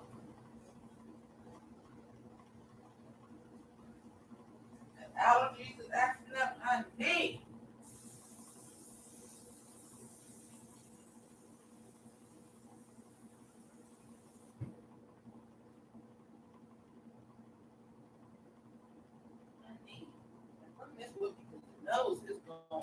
nose is going ham, you folks. The nose is going ham. But check this out. It's not, sometimes we'll be saying, girl, Rock was a cute boy. He was. He still is. I'm gonna say he was. He didn't die. This is my thing. What I got left, vodka. This is the thing. If sometimes we say that and it was fixed and this was rigged and this and this and this. There's some people out there that can argue, no, that wasn't the case. I'm on Twitter. I'm on everything. I'm talking to y'all. Everybody know Aiden Nash should have went home. Everybody know Aiden should have went home. I ain't even gonna say went home. We don't really know what the fuck she can do. We really don't know what the fuck she can do. So we can't say she should have went home. What we can say is her ass should have been bottom. Her ass should have been lip syncing for her life.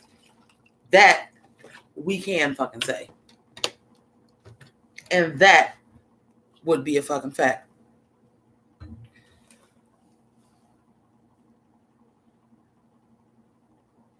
What are you on about? Honorable mention goes to Chuck G. Is you having a conversation with yourself? I'm confused. No shade, but I'm like, I keep looking to see like what somebody is saying. This you going off about something that ain't got shit to do with Drag Race. I'm confused.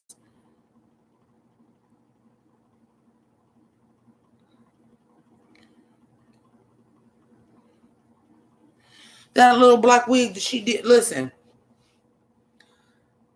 they had that goddamn B challenge. Now it ain't my fault that y'all got a whole bunch of queens that could hold their own dancing, even though I don't know what the fuck Britta was doing on that. She flopped on the floor. I don't know what the hell was going on. I will tell y'all a lot of them people was not off beat like that. That was the editing. We just seen them do these numbers and shit. Ain't none of them really off beat. But what the fuck was Aiden doing?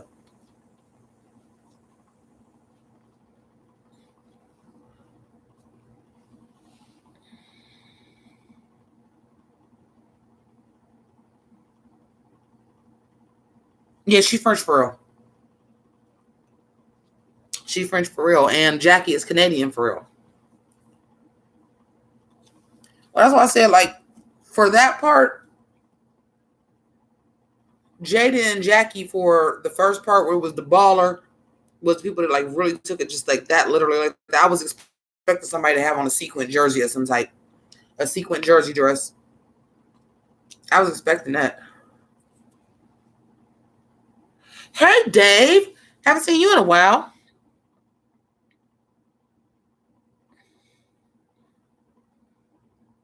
Yeah, apparently you are, because I actually liked Rocks. I liked Rocks for her. When I seen it hanging in the room, when she came down the runway, she styled it right with stuff going on in her hair and stuff. And because she's an anime girl and like a cartoon girl, I got that. Hey, Sierra, I got that. Like I said, that was, especially because she had that pink hair too. I'm like, that was Adventure Time. Princess Bubblegum's big sister, Princess Gumball. It fit her. What in the fuck was that elimination, honey? That's what we've been talking about for an hour and 30 minutes. Why in the fuck was Aiden safe? And I don't care. You don't get a pass on season 12. You know better than to just have on a goddamn corset and a panty. You know better. It might have at least been better. Remember when Adore just had on a corset, but she made a tutu? Bitch, you could use all that fabric. You couldn't make a black and white skirt. You couldn't do nothing. Oh, I high key disagree with Michelle telling somebody they could change their makeup, especially when you got a contestant on the show to keep wearing the same 2 wigs. Said because she blew a producer. Maybe.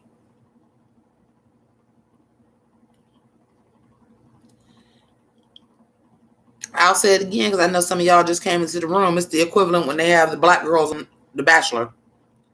Well, you know they're not going to win. But if you send them home in the first couple of eliminations, now you look like you got some kind of bias.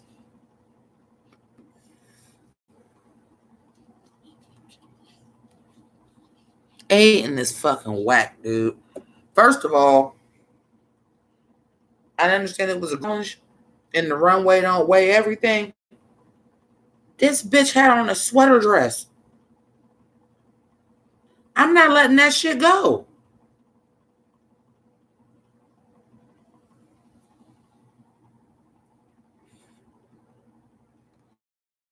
That was definitely what it is. That's why I said, I was like, it's so obvious that it's rigged.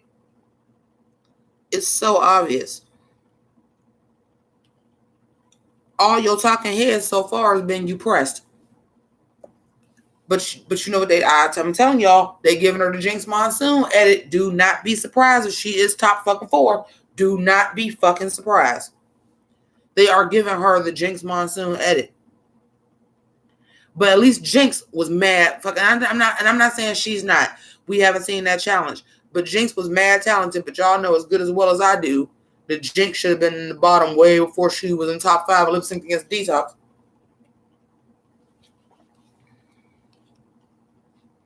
Is clapping still fashionable? Why not? Listen, first of all, y'all have to understand. Let me give y'all a little history lesson because you know y'all gonna get that from me.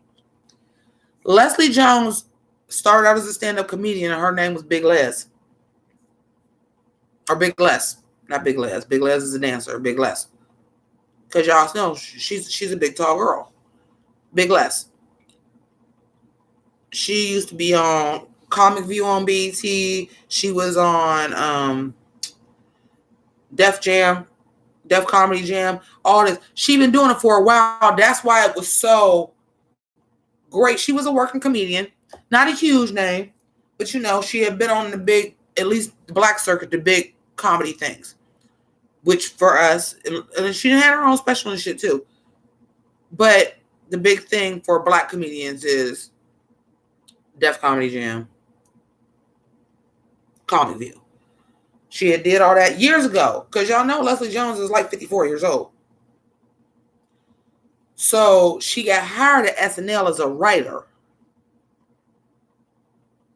She had came and did this segment and people just fucking loved her. People just fucking loved her and they made her a regular on the show because they had a lack of black women anyway. And they put her on the show, and I'm going to keep it a buck with you. She wasn't the greatest SNL skit person. Her on Weekend Update doing her, yeah. Her doing like the shit that's already this pre-recorded where they could edit her, yeah. But she broke character all the time. She messed up her lines all the time. But she funny. And she been doing it forever. When they finally put her on SNL, she was 49. She was the oldest cast member to ever get cast on SNL. But she was already in the writing room. They had already hired her to be a writer. Which is why she wasn't on there long. It was never really what she wanted to do. She did the Ghostbusters thing, had the most hate out of everybody. But once upon a time, about 2 years ago, SNL had wrapped because she only been off of SNL for like a year. And she started watching RuPaul's Drag Race. And she started tweeting about it. Like, it wasn't even like on a season. Like, she like randomly was just like at home chilling. Like, I'm about to just, what's this? And she didn't even start from like the first episode. It was season 5. And she was just live tweeting it. And because RuPaul's Drag Race has this huge fan base and people knew what she was talking about, she was tweeting about it. And her reactions as somebody who had just started watching it after we had already did, it was hilarious because she's funny anyway. She's a comedian.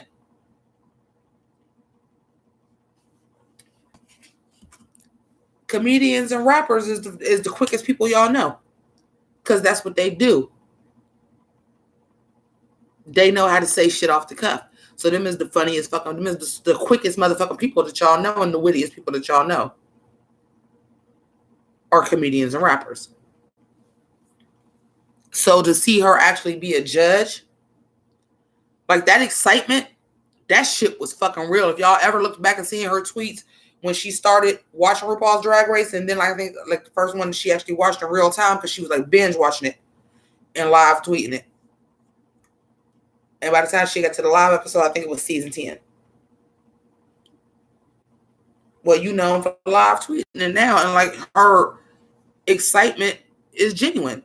And her excitement is very genuine because she's new to watching the show, because the rest of us has been watching it. We still get excited. We still love it. Still my favorite show.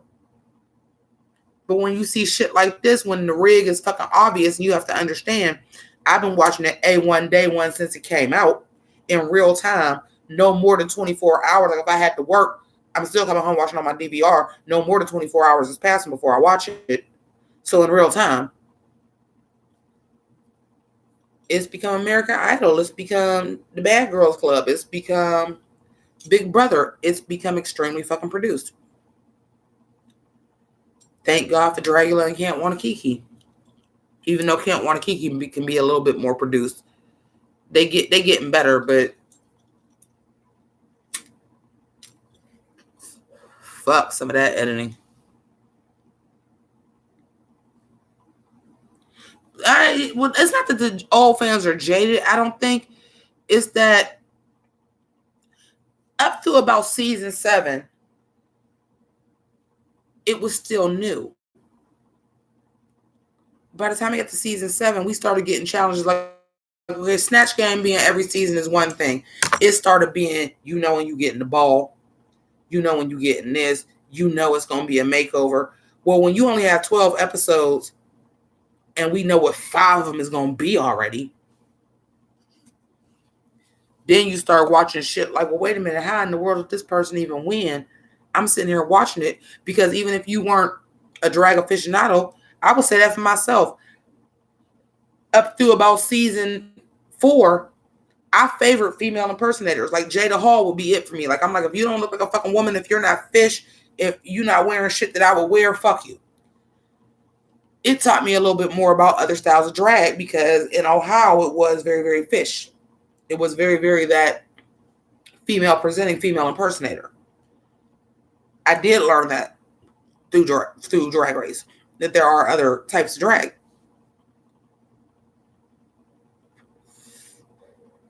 But do y'all remember back in the day where it felt like everybody had an equal chance? Now you see somebody walk through the walk room like, oh, bitch, you the first boot.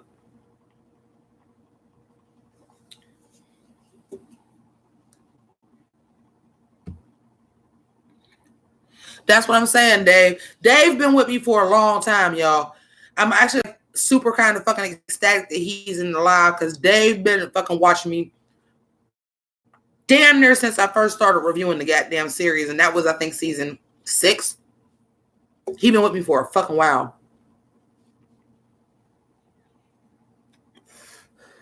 And you're not doing anything really to switch it up.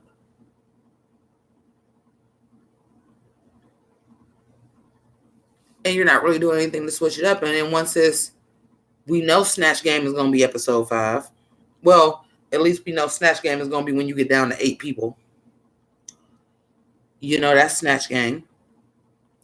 You stopped doing as many sewing challenges, which was always the very, very exciting thing for me is to see, because I'm from the old school of drag. Drag queens make shit. That's why my looks, I'm like, I'm not going nowhere and buy some shit. I did it this time because I can't go to the store. I couldn't make the ball dress because of the Rona. So I happened to have this jersey that I ordered a couple weeks ago with Jackie Moon, and I was like, I got a teal dress. I'm just going to wear this on top of the teal dress. But otherwise, I would be doing the challenges. I might not be able to sew, but I would have had like a dress or would have stopped at the discount store, the thrift store, seen what I had that I really didn't want no more and put balls and shit on it because drag queen makes shit. I'm from the old school. You're supposed to be able to turn and look. This coming from a bitch that back in the day in the 90s, I used to buy giant scarves and make them into shirts. No sew. Tying it. Drag queens make shit. Creatives are supposed to be creative. How fucking creative are you if you buying all your shit?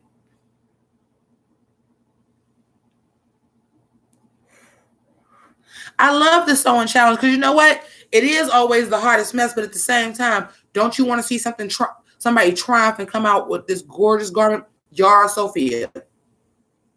Even though she had made it before, You good enough to show that she had made that jumpsuit with all that gathering on the side?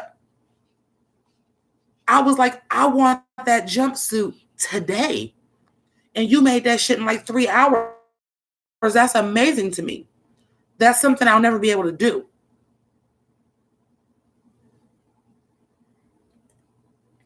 Or you want to see these looks that are fantastical.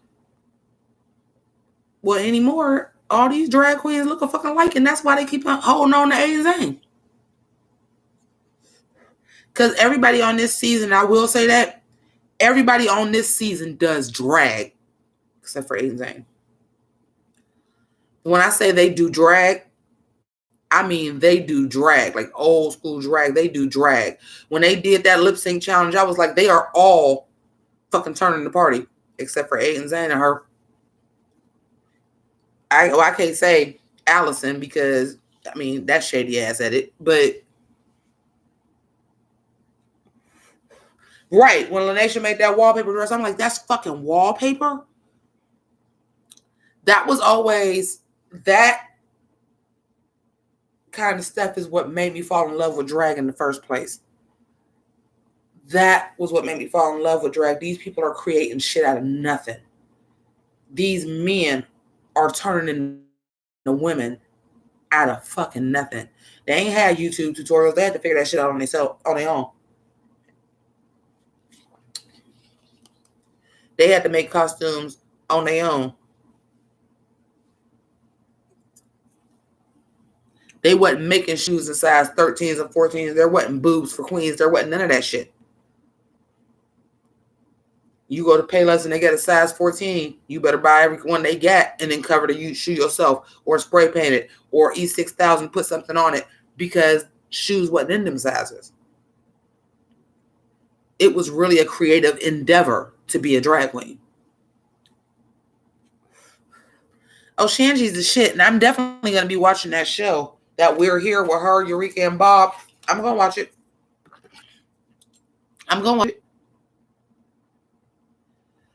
The Club Kid Challenge was fucking cool. Remember when the challenges, even like the makeover challenges, had some kind of LGBTQ history behind it? We're going to make over these veterans because they were all part of, they had to hide who they were because they were in the military because you weren't allowed to be queer. That shit, then one season, it was like, y'all going to make over the little women. Why are they women? Not to say, not shitting on AFAB queens. I'm an AFAB queen. When I was doing drag, my friend used to lie and tell people I was trans because that wasn't acceptable in the 90s. A female dressing like a female doing drag. That wasn't a thing. That wasn't a thing. So, not that I'm shitting on that, but where is the makeover that used to be like, we're doing these older people that could tell you history about Stonewall and shit they was there? Where is those makeovers? I like when they make over the family members too. Because then that opens up the dialogue about their family and were they accepted or not. I love all that shit. We gonna make over the little women. Why?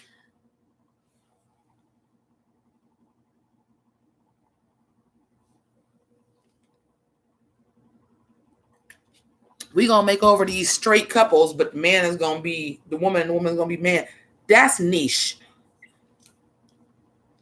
That's niche. Because I'm gonna keep it a buck with y'all as gender nonconformative, however I feel, tomboyish, however I feel. If I get married, I want a fucking wedding dress and I want my husband in a goddamn tuxedo. That's it and that's all. I wouldn't want to get married on a TV show where somebody fucking made me over. Period. So I can go back and show my wedding video to my kids on TV. No, I want my own wedding video.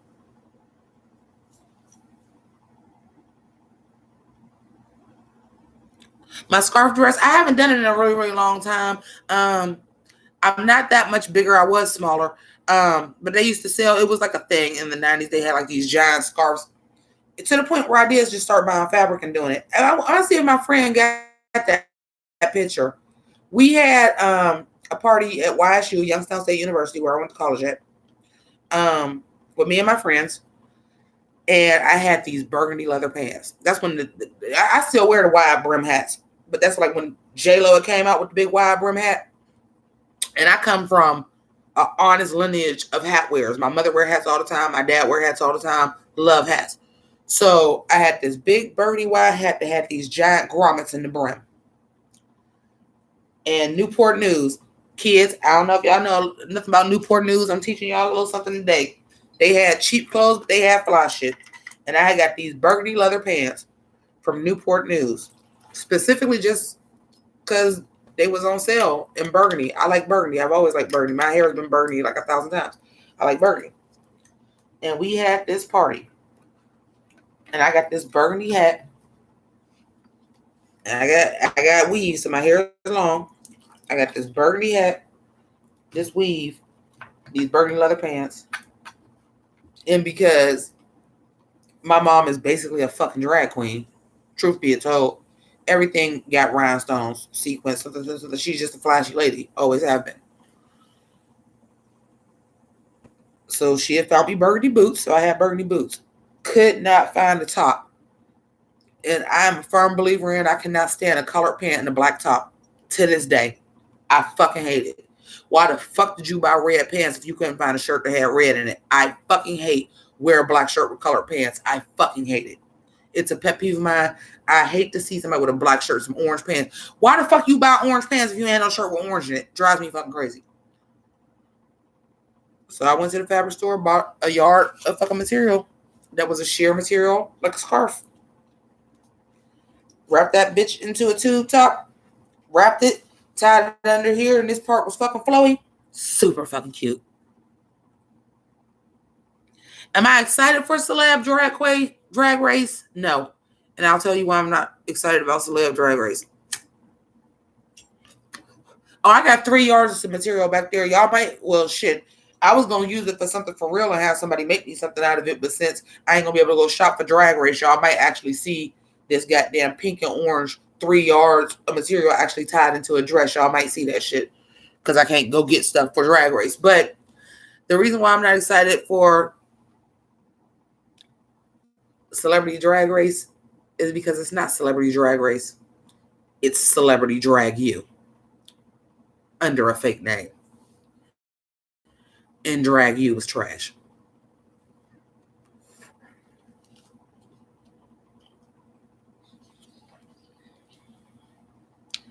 Do I have a sewing machine? No, my mom had one. I was able to do basic stuff. Now they got all this 4-way stretch. I'm like, oh, I can with 4-way stretch, I can damn near do it by hand.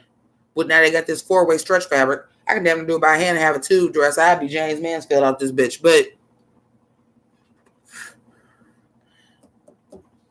I'm not a sewer. I would rather like find something cheap at the thrift store or Gabriel's. I know y'all know what Gabriel's is, but it's like a store, something damaged, something cheap, something like that. I got this sequin skirt over here right now. It's sequin in the front, black in the back. It's an Ashley Stewart 1416. The hem came out the bottom of it, and it was $2. I was like, if I wear it for a goddamn Drag Race review one time, it was $2. I do shit like that. And I'll see stuff that's like $5 or under that's like a dress or shit, and I'll just keep it. And when it's time for Drag Race, then I might buy stuff to embellish it. I can sew a button on. I can do this. I can do some shit by hand. I haven't been on a sewing machine since I was 16. But I know I can do it because when I was 16, I was sloppy. Now I'm neater with my hands. I'm a little bit more steady with my hands. I wasn't bad at it. I was just impatient. I got the patience to do it now.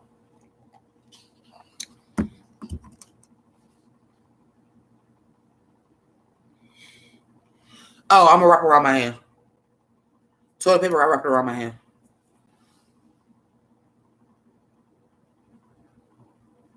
Yeah, I was like, it ain't Celebrity Drag Race. It's Celebrity Drag You. I thought it was actually going to be celebrities that got booked. I knew they weren't going to be playing for money, or they might have been playing for a charity or something like that.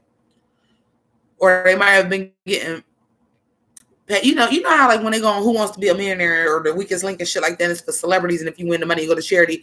I thought it was gonna be fans of like Drag Race like that, not necessarily men. I thought that would be the one case that they would let whoever wanted to do it for celebrity, and they would be like a charity. I thought if anything, it would be more structured like All Stars, but celebrities. And yeah, with some help. But I did not think the format was going to be like Drag You. I don't give a shit. So that means it's going to be 3 different people every time. It's not actually a competition. It's a different group of people every week. Fuck, no. Girl, let me tell you something. Well, Sierra, first of all, you are that artistically talented. Not to say that I don't have artistic talent, because I do.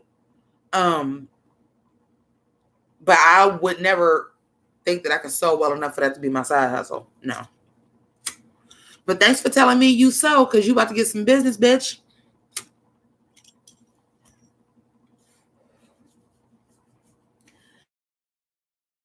Let me find some damn orange and white polka dot fabric, and let me find some orange plaid fabric. I got some stuff for you. I know I'm gonna have to measure myself, but it's all good.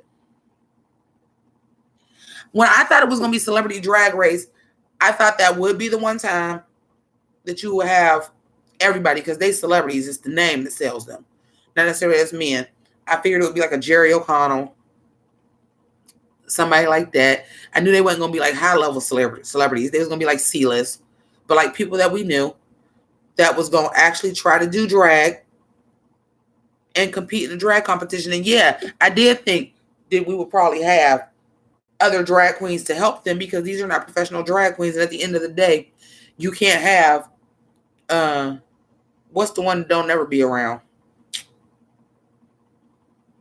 Kourtney Kardashian on there just wearing her regular clothes. So I figure that you would be having people there to drag them up, similar to Drag You. But at the end of the day, I thought it was going to be like Drag Race, and these were people that were getting in drag and competing and doing the challenges and doing lip sync challenges. Challenges toned down, but them brand looks, like these are the categories. Maybe they would all have like a helper. But I thought it was going to be like 8 celebrities doing fucking Drag Race for real, with a drag queen helping them, a real girl helping them. Drag You? You mean me? I ain't even gonna see the same people every episode? Nah, I'm cool.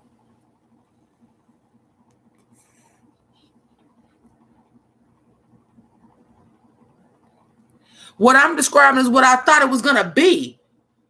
When they explained it, I said, this ain't fucking Celebrity Drag Race. This is Celebrity Drag You.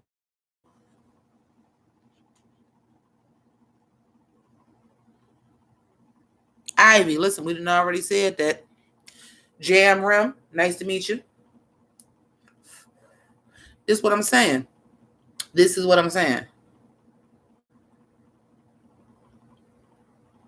But it all depends on they pick and choose. They had a little problem with Jocelyn Fox, but didn't Jocelyn Fox go home like 7th and wore the same goddamn necklace on every challenge? And I'm going to tell y'all the truth. Once I started doing the challenges, on my drag channel, which I never wanted to be a drag channel, but I accept it is what it is, and Drag Race comes around, as a biological female who the majority of the time just already be owning a lot of this shit and have to do something that switches to the challenge, I get mad if it's a challenge. And I'd be like, I just wore this necklace. I gotta get something. I gotta try to order something else, or I gotta try to go to like City Trends, which is like a discount store too, and get something else because y'all don't already see me in this. I review RuPaul's Drag Race, and I don't even have 10,000 subscribers, and I get mad if I wear something that's too goddamn similar per season. True story. If I review the season of Drag Race, I've never worn the same wig twice in the season that I reviewed. That's a fact. Y'all can go back and look through it. I've never worn the same wig twice in a season.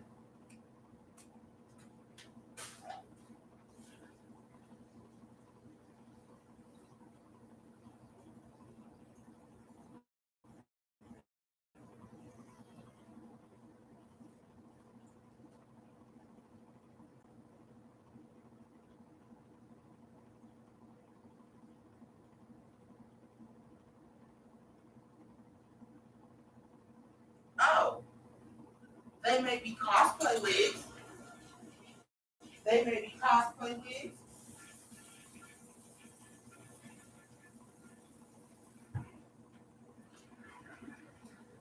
It may be a cosplay wig. It may be an all wig that I actually wore because I wear wigs and hair pieces all the time.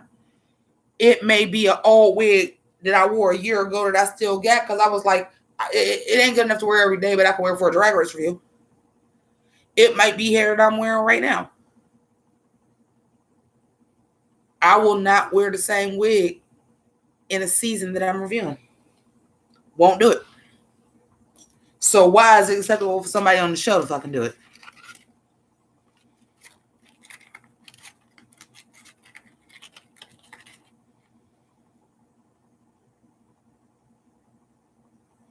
Yeah, drag. It was. I remember that it was a challenge. Drag, except for drag you.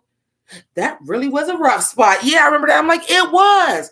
And trust me, when Drag You came out, I loved drag. I still love Drag Race, but I was so enthralled by it. It wasn't all year long. It wasn't All Stars. It wasn't Dragula and Camp Wanna Kiki. That was special. I watched every fucking episode of Drag You. Every fucking episode. Every fucking episode. It was bad. Oh my God, Z! Z coming through with the motherfucking bag. What's up, Z? Thank you. I appreciate that.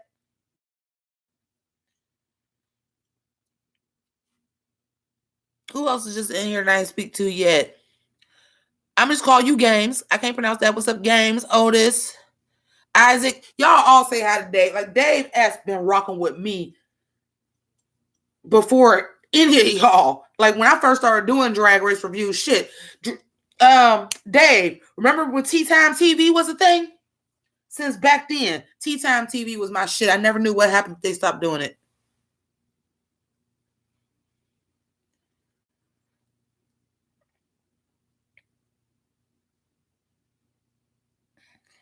No, what's up, Rochelle? Nettles, that's all right. That's all right. I didn't know the party was gonna be this late. I might have to put some music on for y'all so I can go down to the car and get some goddamn wine because I don't want to drink up all my liquor. I don't know what I'm going back to the store. I'm trying to chill. One thing I will tell y'all is this. That's undrag related. I had to get blood work today. I went to go get blood work. Where I go get blood work at, usually the emergency room, and it still is the same room. They have just now separated. This is for people that's getting blood work. If you gotta go to the emergency room, you got to go over there. And somebody was there while I was there that they had sent her husband home because they kept her because she was getting tested for the Rona. It's different. Like the emergency room used to have to come in and the girl would be way back here. As soon as I got to the door, and I had a band over my face because I don't fucking play. Okay, sure.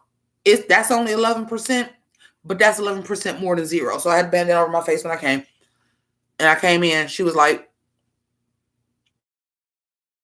"Are you here for the emergency room?" I'm like, "No." Z, this that Z shit. This that Z shit. It's just up here. It's pink too. I love it. I appreciate you, doll. I really, really do. Believe it or not, I really, really do. But it's only me in there. So like the nurses is talking, the nurses sit at the very front of the door before you even come in. What you here for? With a big ass thing of Clorox wipes.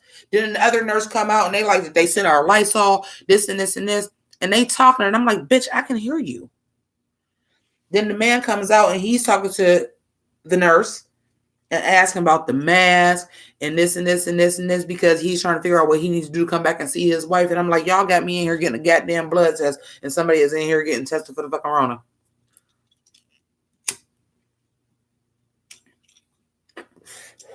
Listen, I'm gonna keep it a buck with y'all, and I have a lot of faith that I am not done on this earth. I have a lot of faith in that, but I am immune compromised. I better not get that shit because y'all motherfuckers sent me to go get a blood test. What's up, Vishnu? Oh, Dave got the for real OG cred. One of my first people that was watching me do Drag Race reviews. And y'all think this is bad. Oh, honey, it wasn't no fucking lighting then. There was no lighting. There was no editing. There was just me sitting here talking about RuPaul's Drag Race. Which to a certain point I still do. Again, I hate to use this word, but that's kind of my brand. I talk about the shit as soon as it go off. I never wanted to have like that review recap show like that.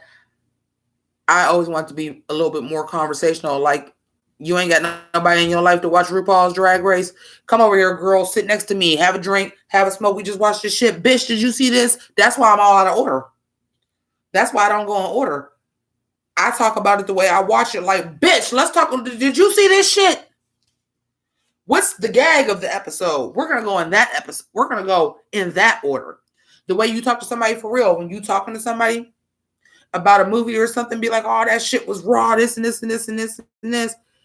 And then you start talking about something, and then it puts you in the mind of another part of the movie and be like, bitch, by the way, about this part though. That's how my review to RuPaul's Drag Race is set up.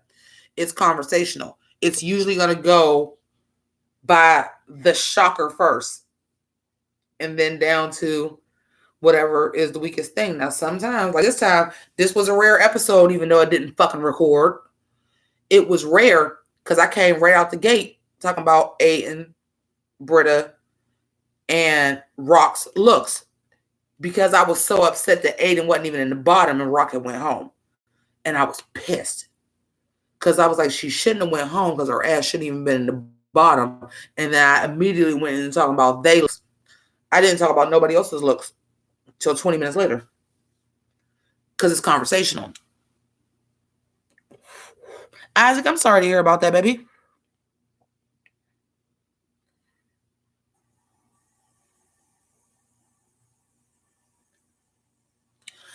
Which look of Gigi's? The last one? I'll give it to her. All her shit was tailored. Which one? The sports look? Dave gonna fuck with me on this one. I know Dave gonna fuck with me on this one. I liked the croquet look. I liked that it was Heather's. The suit was tailored extremely well. But if you gonna be the red motherfucking Heather, where is your scrunchie? If you ain't gonna wear blonde hair, where the fuck is your scrunchie? That last one, I didn't like it either. I did not like it either. I was like, it was too much. I liked it being on the hat. I liked it being on the bag. I felt like the balls everywhere else was just placed. I would have rather her had the balls as trim. Which, if my review would have actually recorded, is what I said. I would have rather you have, okay, I liked the hat and I liked the bag. I would have rather had it just be trim. And then maybe on the ass, instead of it being trimmed, that like maybe you like made a heart or something or a G. So that when you flipped it up, it was something.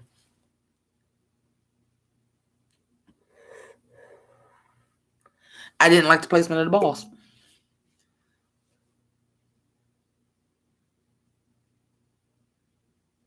Oh, thank you, Games. I appreciate that. But y'all, like, real talk, I know shit is hard. The shit y'all getting hit with is shit that I've had to deal with for a year because of my illness. But that's a rarity. This shit, this all of us. We're all fucking affected by this.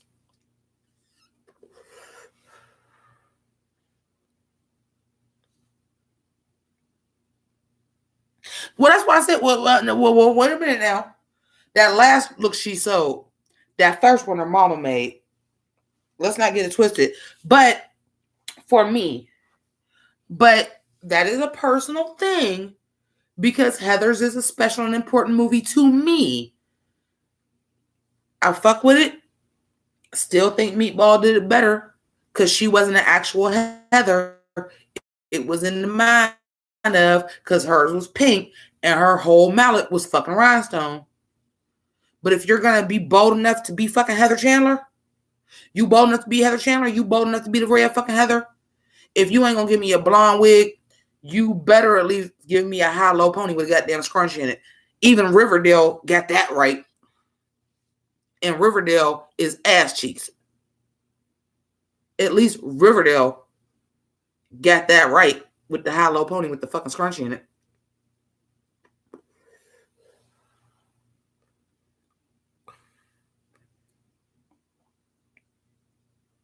First of all, no, I'm going to tell you the truth. I understood. Yeah.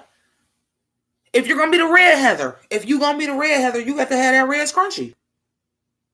You could put it around your ankle, but that red scrunchie needed to be fucking somewhere.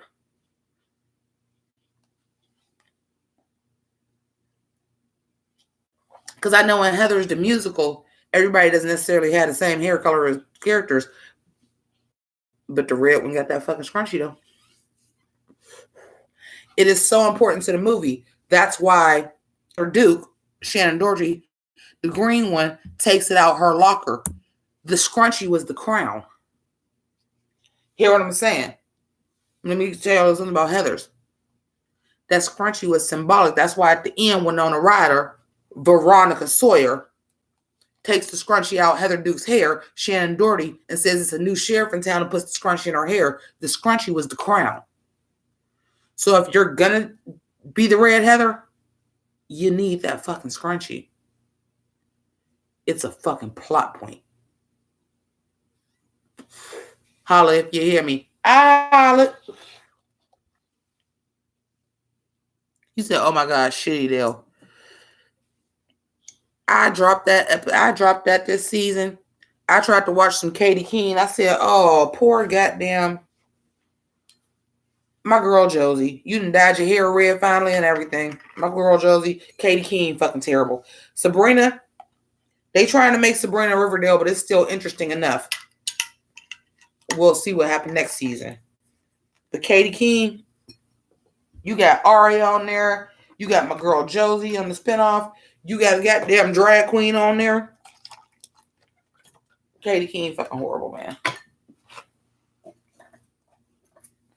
Katie Keene ain't got no edges. No edges. At least Riverdale got some grit to it. Sabrina got some grit to it. No edges. No angles. Listen, I did a video. Told y'all I want to do video essays, or even not necessarily video essays. I would call them video oral reports because I ain't got to write a script. What I want to say is always going to be up here. When they were doing the new Heathers, and I had watched the first episode of the new Heathers, y'all can look it up on my channel. It's on there. When they was doing the preview of when they was going to do the Heathers TV show, I got a whole video that's 30 minutes long where I'm breaking down why this new Heathers ain't going to be shit because of what they missed in the first one. A lot of y'all didn't get that color symbolism in Heathers. Which actually fucking brilliant that the school colors are red and black. Because, bitch, they in Ohio. Everything in Ohio is red. So you have the lead Heather who wears red, which is already the color of power. But also the school colors is red and black. She run that bitch. The yellow Heather is a follower. She a coward. That's why she yellow. The green Heather, Shannon Doherty, who eventually ends up taking over, green with envy. And Winona Ryder, Veronica Sawyer is blue because she miserable. She really don't even want to fuck with this shit. But she popular. It's kind of like her job, she said in the movie. JD is black because, you know, the bad guys always wear black. And the more she starts associating with JD, the more she starts wearing. She always wore blue, but it was always like a lot of black and gray with blue accents. She didn't go as hard with her color as the rest of them did. They even went so far with Shannon Doherty to have, when she was crossing over, to have on an outfit that was red and green. Get the fuck out of here. Holla if you hear me. I holla. I know a little bit about Heathers. So if you're going to give me a Heathers reference and you're going to do red Heather and you're going to have on a red plaid suit, bitch, you better have on a red scrunchie. Point blank period. I ain't even seen Riverdale this goddamn season either. Just think if we get like Drag Race season 20, it might be a Riverdale challenger. Somebody's going to wear an outfit and it's going to be a reference to Riverdale. Oh, God. I will truly have to stop watching it then because I would be like, bitch, I'm too old.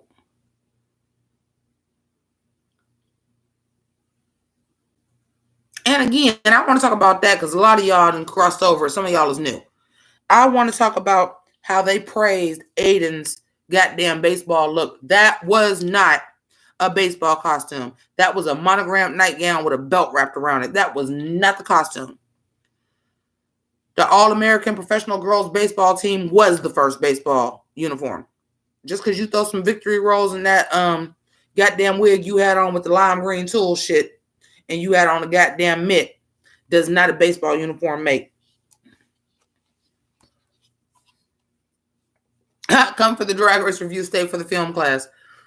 It's real. I really wanted to do video essays. And then I was like, well, being scripted isn't my style. So I'll do what I call video oral reports. There's a few of them on this channel. They did fucking mud.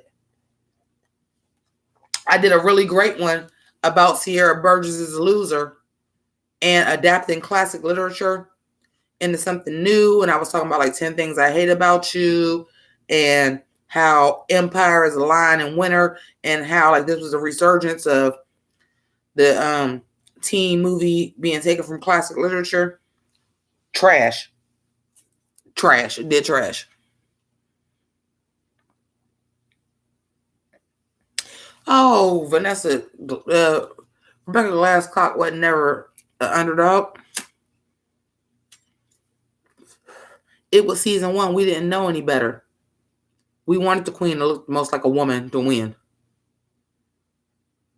She did not get that edit. Aiden is getting the goddamn Jinx Monsoon edit. Aiden is getting the Adora Delano edit. She not even getting the fucking shit. A little bit. She is getting the Sharon Needles edit. A little bit. I'm misunderstood. I'm different than everybody. Jam, you keep saying that, and I keep saying don't be surprised if she make top 4. Please don't ever bring back Tammy Brown. I hated Tammy Brown. I still don't like Tammy Brown. I don't get the hype. I did love her reading RuPaul though. Excuse your mouth. I don't see you walking kids in nature. That's the only thing about Tammy Brown I like. Love.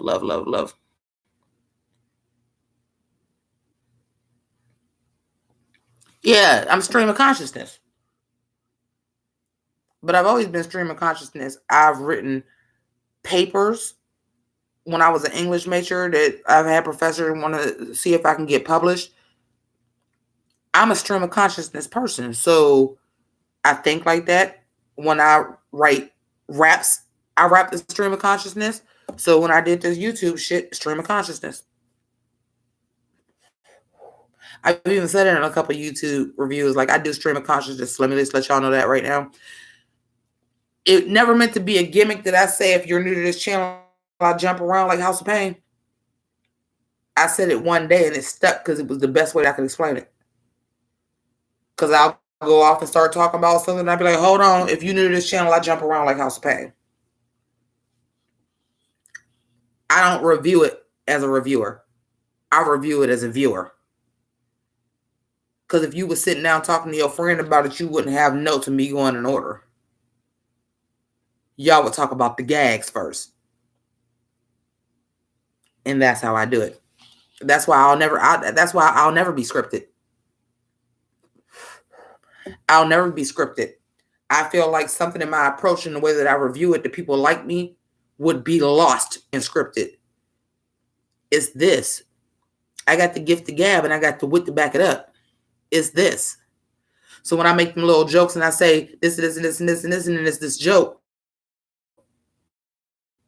that y'all laugh at, wasn't pre-planned, baby. It was here. I said something that made me think of something. What did I just say? It was something in this review that didn't record. that I started singing. I'm trying to think of what it was. Oh, it was when I got to the part about the mini challenge. And I was like, so you want to have a mini challenge about save the bees, which is important. We need the bees. And I feel all that. But how you gonna talk about save the bees when you fracking? And then I started doing this. Controversy. I remember it because I just fucking did it. But I didn't have a note to say, oh, make sure you sing Princess Controversy when you say this. I write my notes in the outline. And a lot of times, if you ever notice, until I start getting into what did I miss or start getting into the looks, a lot of times I don't even look at my page. I got notes because that's how I retain information to remember what the episode is. A lot of times I don't even look at them bitches. Oh, getting verbose was an accident too. Sometimes I get a little verbose. That was an accident too. Because when I started noticing I was doing all these Nick Cannon reviews, I started noticing it would be taking me longer and longer and longer to get to the song. And then I would review a song and see somebody else's review. And I'm like, damn, they got to the song in 30 seconds. I got to the song in like 5 minutes. So I would start talking and realize what I was doing. I'd be like, I'm sorry, I get a little verbose. And I said it like 2 or 3 days in a row. And like, it just became what I said. Same thing with Pink Lady Seaburgers having to be watchers of my shit. It all happened organically. I said that a couple times in the video. And then I noticed people started saying it back to me. And I was like, oh shit. It is a good intro though. And some things are formatted. A lot of times I say Pink Lady Seaburgers having to be watchers of my shit. My name is Jimmi Pynk and don't know what I'm going to say before I'm about to shoot. Most of the time, there is no plan. It's whatever I watched on the thing. Sometimes I got something to say. It usually comes to me at the top of my head. Like what I was going to do in this review that didn't record. Because I had this little basketball in my hand. And I was standing up doing the look. And I was like, Pink Lady Seaburgers, happy watching my shit. My name is Jimmi Pynk. It was like a little pause. And I was like, swish, swish, bitch. And shot the basketball over the camera. Tried to do a tongue pop. It's shit. Because y'all see I don't re-edit that very often either. That tongue pop was shit. Just fucking just roll the shit. But it's not fake. Of late, I don't know if I ain't drinking enough water or what the fuck is going on of late. The tongue pop's just been bad. And when I knew I did that and I didn't know the video didn't record, I was going to cut out the tongue pop altogether. I was going to be like, swish, swish, bitch, and I was going to cut it. Yeah, because you know why? And a lot of these people are not around anymore. God rest the dead. C Maddox, bitch. C Maddox, bitch. Like, YouTube became a business where you want to be more structured like a real television show. Them ain't the YouTube shows I like, even though I enjoy video essays. That's why I wanted to do them.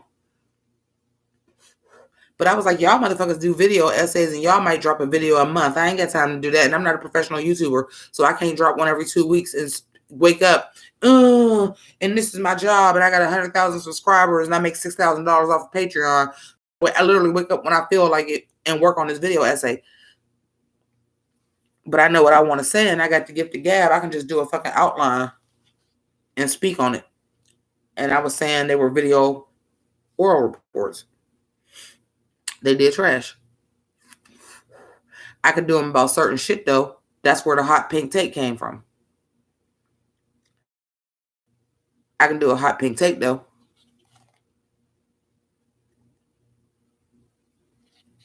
If it's something I really want to talk about. I talked about R. Kelly at length. Talked about the Harvey Weinstein shit at length. But that type of shit don't make you no money. It was shit that I wanted to do. I've never done it to make money. But they drag you in. And then once I started doing this drag race shit and then started doing the costumes and shit, and I was like, well, shit, I need money to help me with that. I can't be spending $25 a week on this. I don't make money like that. But people enjoyed it and they loved it. And what happens is YouTube will trap you in to get used to that money and you'll start counting that shit like it's part of your fucking income. Which you should never do unless you're a professional fucking YouTuber. which I would never fucking be. As much as I would like to. It's too goddamn fickle. Especially for me, because I don't script my shit. I might say the one thing, this is the truth. I said some shit, and I was like, if you don't like it, fuck y'all. Y'all can just unsubscribe to my shit. And I lost 300 subscribers, and then reviewed Nick Cannon and got 1,000. This is real shit. This really fucking happened. Yes, my Christmas queen always in here telling y'all to PayPal.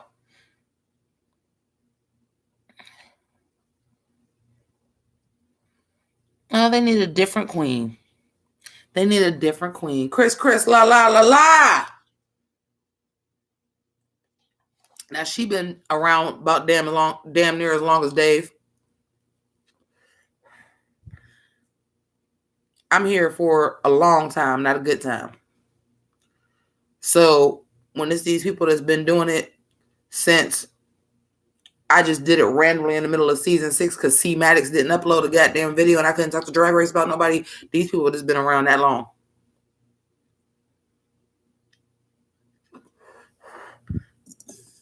These people that's been around that I ain't even have 1,000 subscribers. So I got to give them the fucking love when they come in here. No shade, not saying like, but that's just how the YouTube algorithm work. These people found a video of me one day and took to me. The more viewers you got, the more traction you got on your videos, the more people see them, then they get to know you and like you. I didn't start reviewing that Nick Cannon shit because I thought I was going to make money. I've told some of y'all this before. I'm a hip-hop head. I love hip-hop beef. I've been reviewing hip-hop beef. If somebody is beefing in hip-hop, provided they're a good enough rapper, like I ain't doing Bootsy and Webby, and who gives a fuck about them? But I have been doing that. I did Sheether. I did back-to-back. I did all Joe Budden shit. I've been doing that. But because it was Nick Cannon versus Eminem, and it was so goddamn pitiful, people wanted to make fun of him. They wanted to make fun of him. And then Eminem dropped the album. Well, I've been reacting to things too. When Cameron dropped Purple Haze too, I reacted to the fucking single to that too. I have been doing that in between. Just nobody noticed I was doing it in between until I reviewed Nick Cannon trying to diss Eminem, and it was so goddamn bad that people just wanted more of the hilarity that was.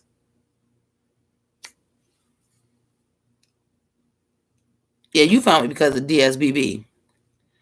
This season is the worst season ever? Yeah, I think so. Oh, Chris, that's what we've been talking about this whole time. That bottom 2 was wrong. Don't you wish your drag show was wrong like me? Wrong. So wrong. Y'all know I gotta pee a lot. Sorry.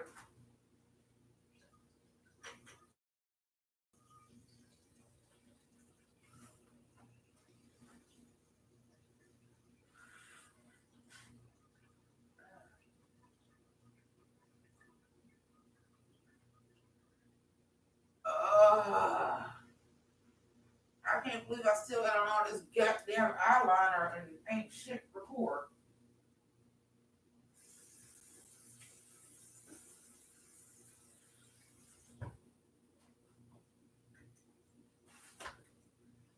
I am already a fucking biological female. Do y'all know how much goddamn makeup it take for me to look like I really did extra for Drag Race? Y'all have no idea how much goddamn teal eyeshadow in 3 different shades and black and eyeliner I have on. And I couldn't do what I wanted to do. And I knew everybody wasn't going to get the reference if I did it. And I tried to do it. And then I tried to clean it up. Because there's a scene in Semi-Pro where they was going to be the ABA game of the week. So like they all had on eyeliner. So I was trying to wear like a whole lot of eyeliner. And I thought naturally it would run like theirs did in the movie. And goddamn me, I'm so good of a goddamn makeup goddamn artist that I set the shit too good and it never fucking ran. So unfortunately, y'all ain't gonna see where I recorded it at. But I like watching the episode and I was like, I was trying for raccoon eyes. It's just like, no, I just have on a whole lot of black eyeliner. And that's exactly what it looked like. It's just like looked like damn, did you go a little heavy with the eyeliner? I'm like, it was supposed to run. I was supposed to have raccoon eyes like the movie Semi-Pro because I had on the Jackie Moon jersey. I thought for sure it was gonna run because I was setting it with eyeshadow and shit because it had to run, but it still had to look pretty. I just set the shit too goddamn good and it would not fucking run. I really was trying to have raccoon eyes. That shit would not fucking run. I'm like, fuck. I didn't want to smudge it because it was just gonna look like it was smudged. I wanted that raccoon eye, like you know when your eyeliner run, like it did in the movie. That shit would not fucking run. I got on so much goddamn black around my eyes. You know what it is, Anna? Dave asked you, and you don't even have to. I love you. I appreciate you. Thank you for coming. Go ahead and get some sleep. I'm probably about to be rolling into the West Coast crowd in a minute. I thought I was going to be getting off the live, but since my review didn't record, I might as well stick around. Thank you. Thank you to Z, by the way, who gave so much money. Her chat's still up there.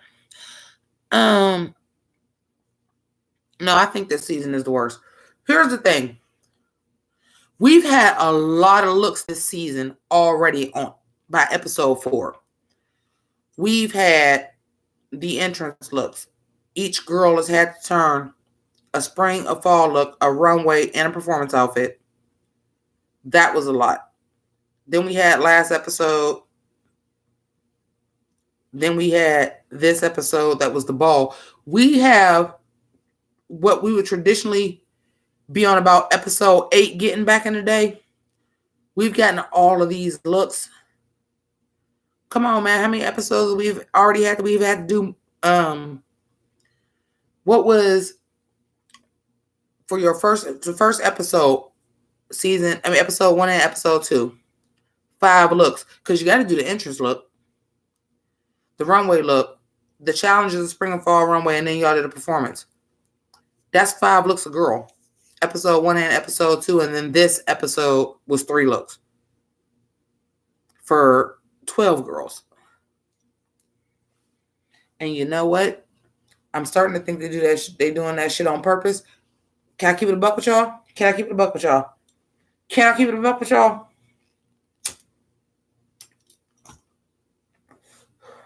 First of all, let me tell y'all right now, there ain't nobody reviewing this shit been reviewing it since season 1. Not one person. Not no reviewer you can think of. Not even Jake Beyonce, because Jake Beyonce is only 19 years old. When season 1 came out, he was 8. So even your biggest YouTuber that does drag race shit wasn't reviewing it from day 1. There's a handful of people like me. There's a couple that may have been watching it from episode 1, but for the most part, I'm the oldest person that y'all know reviewing RuPaul's Drag Race. Most of them may have been watching it from season 1 down in real time. They might have went back and watched it. Oh, wait a minute. Maybe you didn't because you can't even find season 1 nowhere else. There's a handful. But the majority of your Drag Race reviewers, maybe season 6, maybe season 7 at best. That's still doing it. Oh, there was a lot of people reviewing season 6 when I started reviewing it. The people that's still doing it didn't start reviewing it at season 6.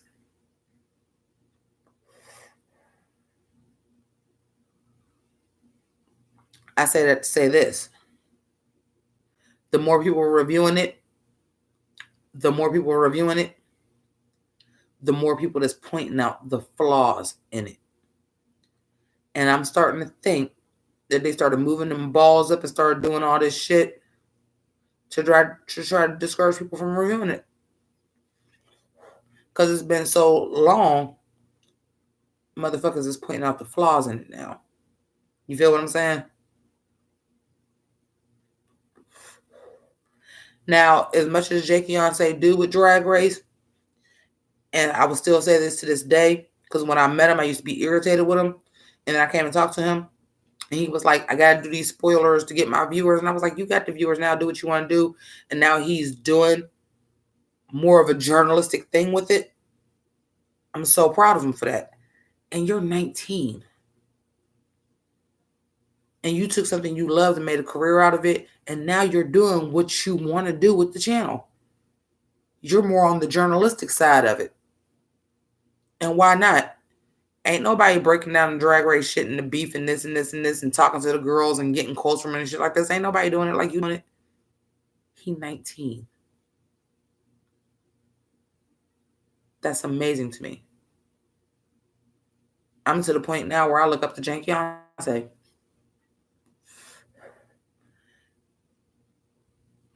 You took it beyond reviewing the show. Yeah, you was doing spoilers, this and this, and then you got the viewers. Now they'll watch everything that you put out. And you're not really doing spoilers like that no more. I mean, you had to for the Sherry Pie shit. You a drag journalist now. It's fucking amazing. But y'all sitting here watching me. I ain't got that many viewers. I ain't big time.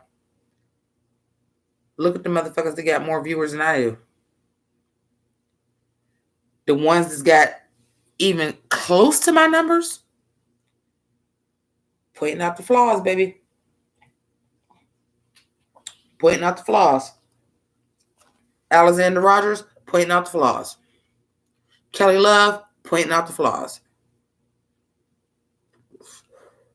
James Caldwell, Miss Milan Treasure, pointing out the flaws. The motherfuckers that are doing better and advancing ain't doing that. I'm being honest with you.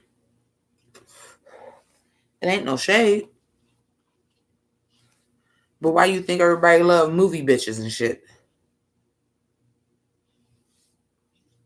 I ain't here to be motherfucking cheerful with your ass. I'm here to fucking tell you how I feel about the goddamn show. Except no motherfucking substitute. I ain't doing nothing else. Queen Jimmi Pynk, 2020, no higher, no motherfucking lower. I don't know how to change my format. I'm old. I'm about to be 42. I don't know how to do anything else but this. I speak the way I speak. I've gotten in trouble for the way I speak my whole life.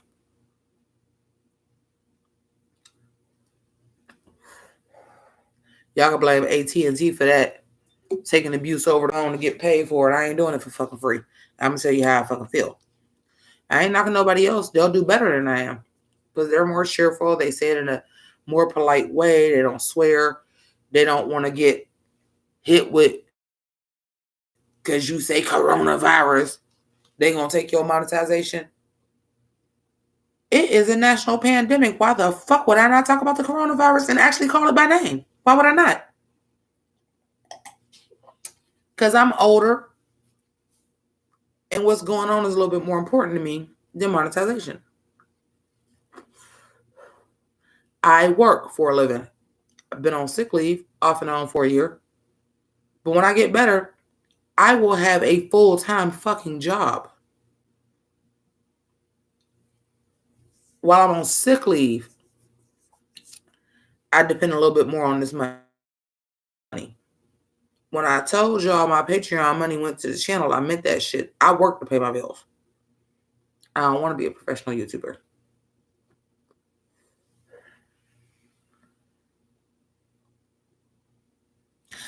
Gigi as a personality is just there.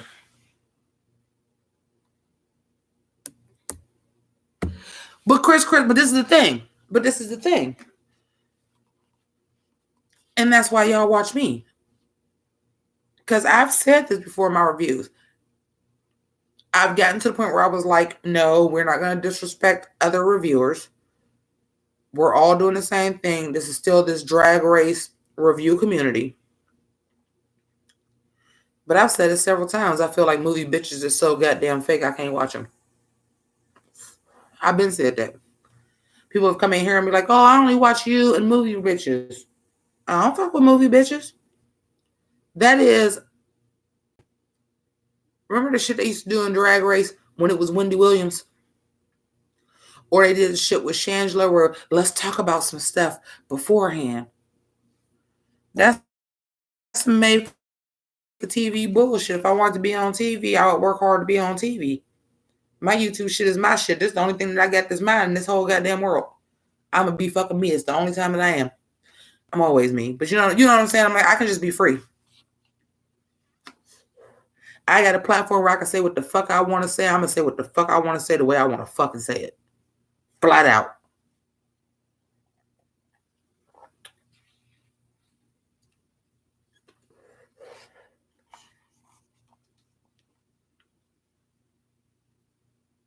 If I want to say Aiden's thing ain't shit, show me something to prove the thing just fix this shit for you, then I can say that. I ain't trying to be a judge on RuPaul's Drag Race one day. I ain't trying to be on a panel for RuPaul's Drag Race one day.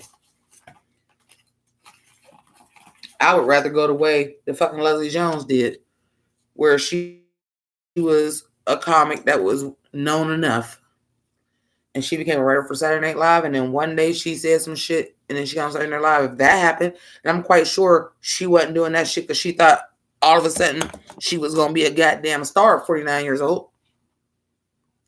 Because she was writing for Saturday Night Live, and she wrote some shit that they was like, guess what? On Weekend Update, you got to say this. Can't nobody else deliver it that you do. You do. And then became a cast member. She wasn't expecting to be a celebrity at 49. She wasn't a writer for Saturday Night Live. She was eating. Doing what she loved to do. The being the celebrity. Well, that was a side effect. Because she was eating real good as a writer on SNL. And she was probably happy for that. Because she was eating good being a writer on SNL. She wasn't expecting to be on camera and become a celebrity and book movies and shit like that. She wasn't expecting that shit. That's a side effect. Hey, Graphic Jack. Oh my God, another motherfucker old school. Y'all is coming out the woodwork on tonight.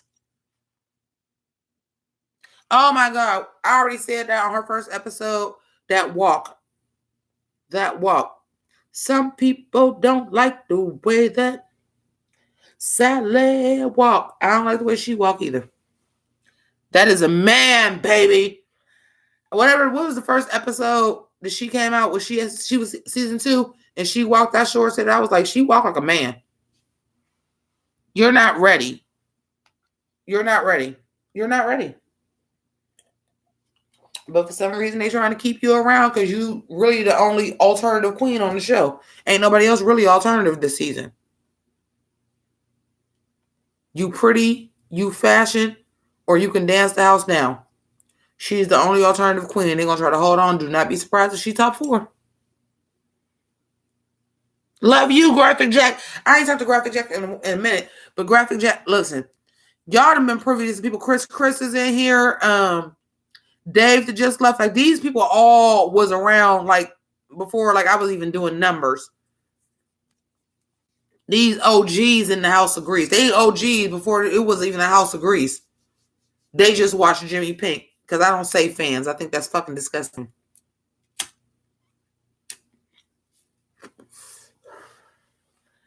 This family. But these y'all motherfucker OGs, they've been around since before y'all even knew. Some of y'all ain't even watched Drag Race when they was watching me.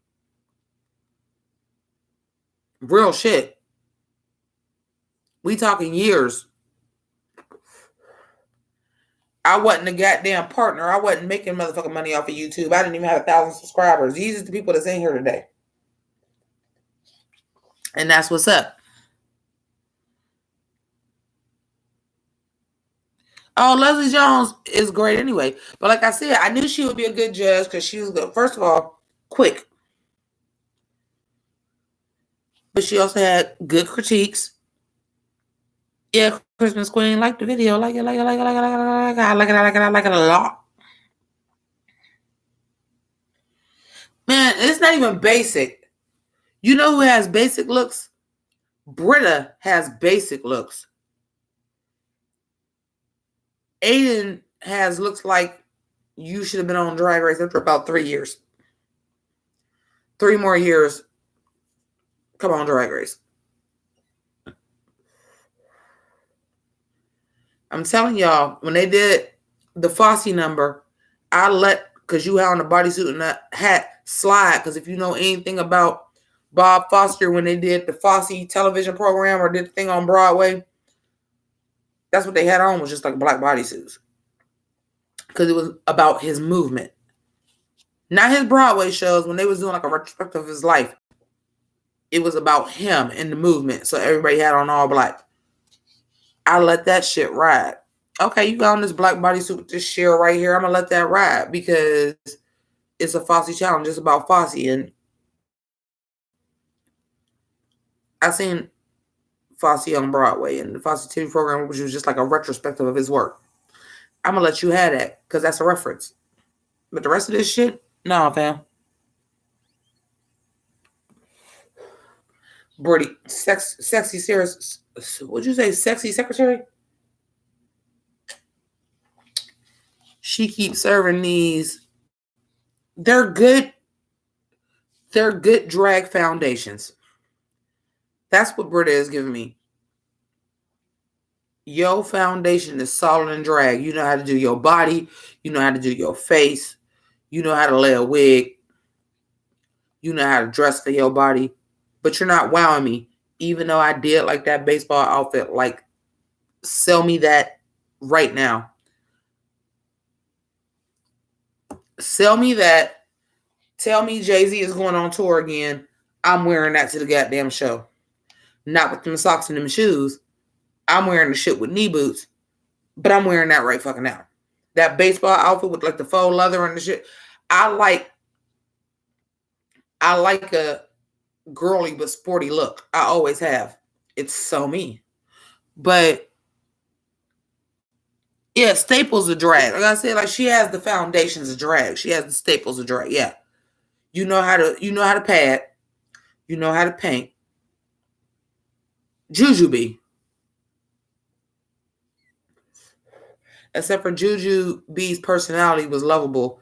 Yours is, as Nina Bonina Brown commented on my video when I was talking about Britta, Alexa, play Cocky by Shea Coulee. It's the difference between confidence and conceited. Widow Von Du don't come across like that. Fully confident. Jada Essence Hall don't come across like that. Fully confident. But why does Britta rub you the wrong way? Because there's a difference between confidence and conceit. They are confident in their skills. She is conceited.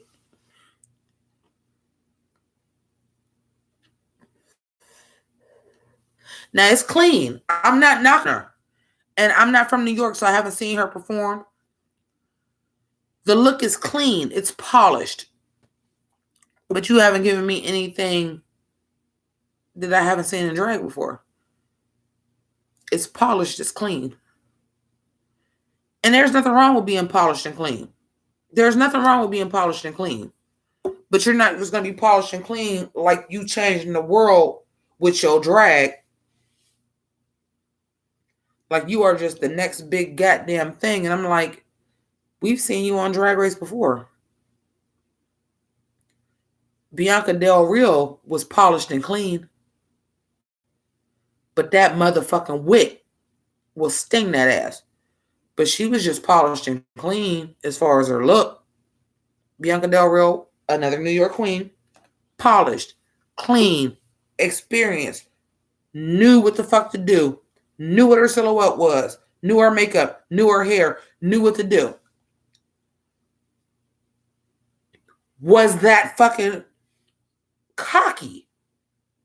But she had the wit to back that shit up. Britta, I ain't seen that from you yet. And Bianca Del Rio was making her own goddamn garments with no problem. When it was the ball episode for Bianca Del Rio, you ain't hear her saying, I don't know what to do. I was waiting on you when you came in the door. Bianca Del Rio was like, what's up? Ball, sewing challenge, let's go. Bitch, I'm a seamstress.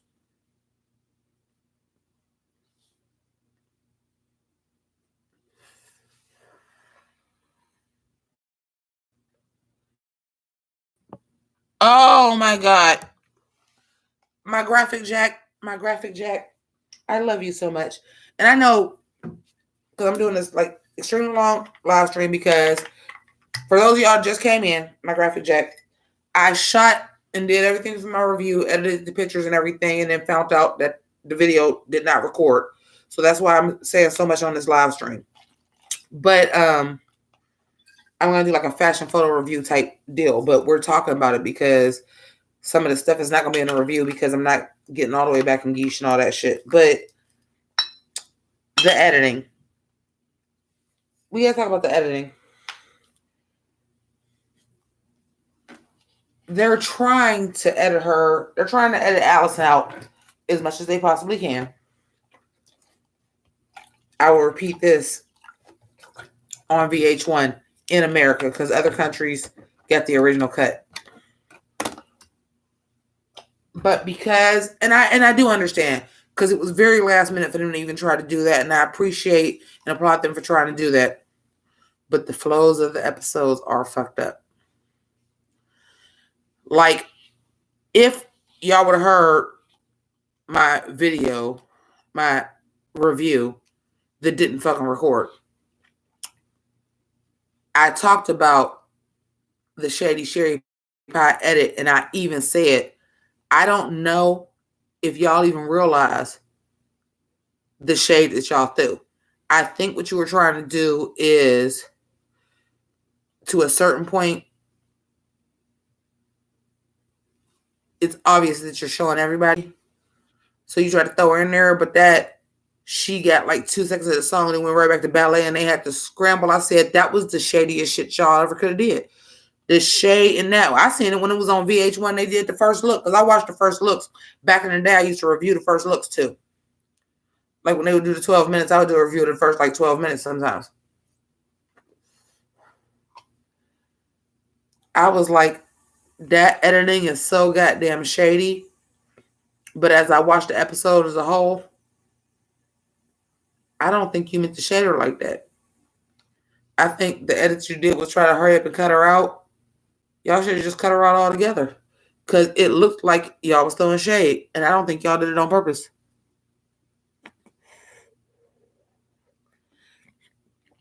Well, Christmas Queen. Okay, let's talk about Graphic Jack and Christmas Queen. I think that in light of what happened, had you not edited Allison out. Oh yeah, Graphic Jack, we call her Allison. You want to be Allison, bitch, you Allison. You kind of had to, because had you not edited Allison out, you were going to lose a lot of viewership. You lost some because of this anyway. People are triggered. People are not upset. We are in the era of, and I don't know how many of y'all and how serious y'all watch my videos. I've said it talking about other stuff. I'm not a social justice warrior. But I know what I feel is right. I'm not no social justice warrior where I'm just like, this and this and this and everything is wrong. But I feel like with this situation, had you aired the episodes as is, even though you said that's what you were going to do, episode 1, I think you favored her so much and she was in so many of the episodes that y'all realized episode by episode, if she was in the episodes all like that, by the end, y'all would lose 75% of your viewership. Even though episode 1, y'all let us know we gonna air it as is. You let us know. I was prepared for that. You let us know we're airing the episode as is. But as I'm watching episode 3, when now they're all together, or episode 2, because she came out episode 2, episode 3, and I'm looking at it because I've been watching it from day 1. This flow don't sound right. Y'all jumped to this conversation. Why? Like, it was pretty obvious that y'all was trying to edit her out. From a business standpoint, we already knew she was going to make top 4, which means we already knew she was going to be in a lot of episodes. I knew in episode 3, once she won, y'all edited the fuck out of her out, because since when do somebody win the challenge and they ain't got talking heads? You edited her out as much as you could. And yes, it is a bad flow for the episode. But on the other hand, would you want to just keep watching this person knowing what they did and then getting sick of, well, y'all just, okay, so y'all just leave the episodes as is, but she in every episode because she did well. We already all know she in the top 4 and she's going to be all over the episodes. And then you have people that would get triggered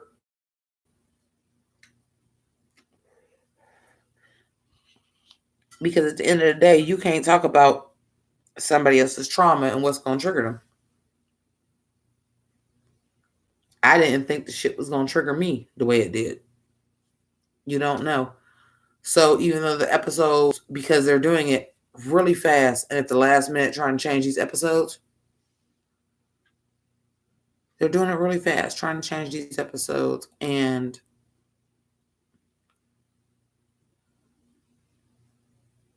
what I do find interesting is that they only doing it when it airs on TV in America. Guess we got the loudest voice.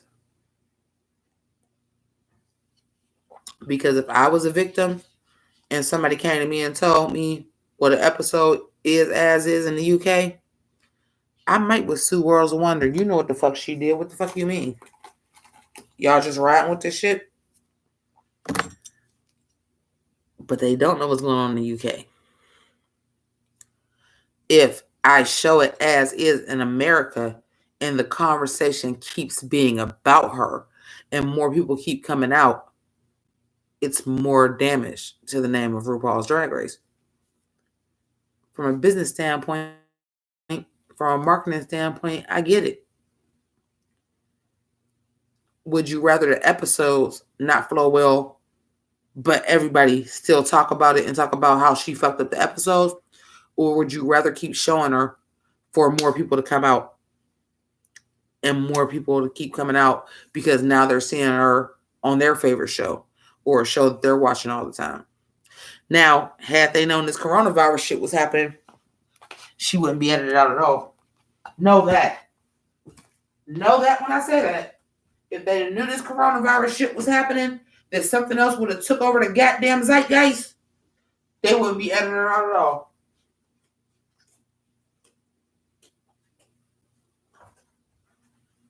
It's called a 24-hour news cycle, folks.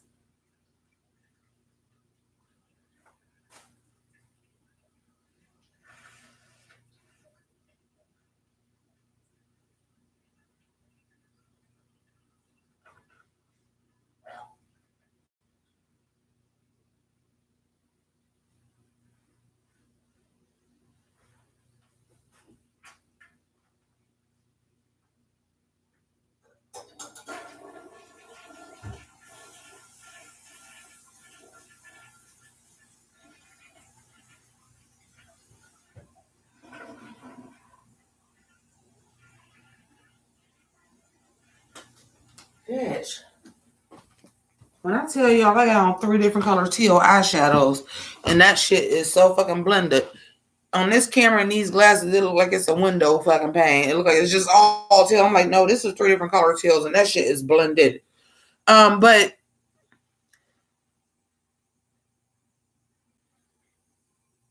yeah, it's hi Joshua. This is my buddy Joshua from the UK. But this is the thing. At the end of the day, Drag Race is going to be bigger in North America. It's going to be bigger in America than anything else. Had they known this corona shit was going to take over and wipe everything else out, they wouldn't even re-edit it. But at the time, it was the biggest story in RuPaul's Drag Race. Till corona came and it's like, we're not getting no viewing party. We're not doing this. Queens is doing live streams, this and this and this and this. I would also like to reiterate, and I know some of my people been here for a while because I was doing these live streams, don't know. Once the shit went down in Ohio, we were the first state in the country to start closing shit down, closing schools down and shit like that. I was doing a lot of live streams during the week. And I had vowed then I was going to be doing more live streams. I was going to be trying to put out more content, at least live streams. Now you have to understand some days it ain't going to be nothing because some days I need a break. But I was going to do that because I understood how serious it was. Had they known this shit was going to hit, what was it? Episode 2, and they did all this and this and this and this and this. And then episode 3, coronavirus, they would have never edited out, wouldn't have edited her out of shit. And that's why she ain't edited out a shit overseas. I know the game, baby.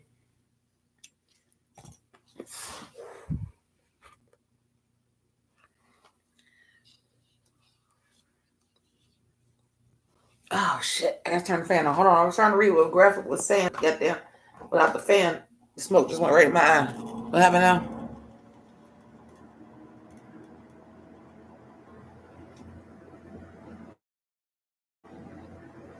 It's not a joke. It's not a game. I had to get blood work today because for those of y'all who don't know, I was supposed to have surgery on the 26th. With everything being limited and the surgery I was having to get my thyroid removed, they said only one person can be there. I said, first of all, my mother is a senior citizen. She's not going to catch everything. I'm going to be out of it, and I'm not going to be able to speak for myself, and you're going to limit the time that she's in there. I don't want to have surgery right now. They were already saying, like, elective, but because mine is related to a disease, I'm like, no, I can wait. I don't want to have my surgery.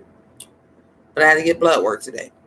And where I had to get blood work at today, I realized I feel like I'm repeating myself, but I'm like, I'm going on 3 hours. Some of y'all was here, some of y'all wasn't. When I went to go get blood work, where I go get blood work at, the blood work is on one side, the emergency room is on the same side. It is the same waiting room. This is the first time that I've ever been there, and I've been getting blood work almost every week. It's the first time that I've been there. They actually had it separated, like, this is for blood work. This is for the emergency room. As I was there was a woman that was brought in by her husband. While I'm there, they're talking about it. The nurses is whispering. I can overhear what they're hearing because I'm the only person that's in the waiting room. And there's a lady there that's being tested for coronavirus, and they had sent her husband home. And then he was out there talking to the nurse like, well, what does the mask do? This and this and this. I want to come back for my wife. They're explaining to him the mask that they have doesn't stop shit from coming in, but it stops shit from going out. Basically explaining to him why he has to go. And it was an elderly gentleman. I can only assume his wife is elderly. I was in a hospital where somebody may have the coronavirus and was getting tested right now, and they sent her husband away.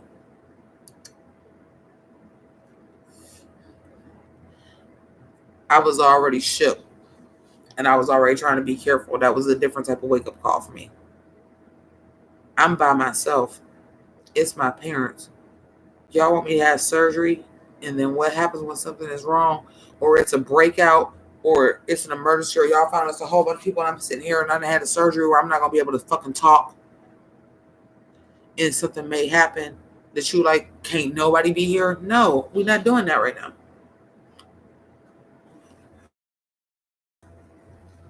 I ain't never had surgery in my life. I'm already kind of fucking shook about it, but it got to be done. It is what it is. I'm also going to be smart about it. If I was going to die on the operating table, God willing, that don't happen. It's pretty much people getting their thyroid removed is a pretty regular surgery. But what happens when I have surgery and maybe I already got the trait? What happens when only one person can be there and they're limiting their interaction and something happens to me and I can't talk? So there's nobody that I can tell, Ma, this is wrong, for them to go get a nurse. No. It's just fucking serious, bro. It been serious, but everybody wants to go. Now, I understood because I went to stores 4 days in a row because I wanted to make sure if I had to be sat down for 14 days, I have 14 days worth of shit because people are fucking hoarding, panic buying, shit wasn't out. Yesterday, I was like, I got everything I need. Tomorrow, I go see my mom and dad. After I go see my mom and dad, my sister, my niece, get my girls cookies off my sister, I'm not coming to see none of y'all for 2 weeks. I'm self-quarantining because if y'all haven't learned from Idris Elba, and I said that from day one, it's motherfuckers that's carriers that ain't got no goddamn symptoms. And I knew that then, and I know it now.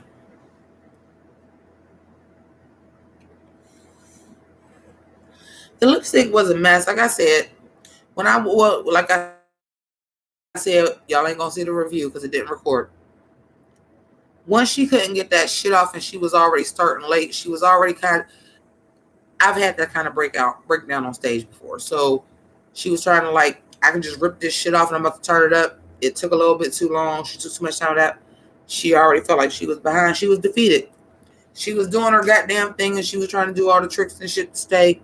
But when they actually panned to her and she was doing the words, she looked defeated.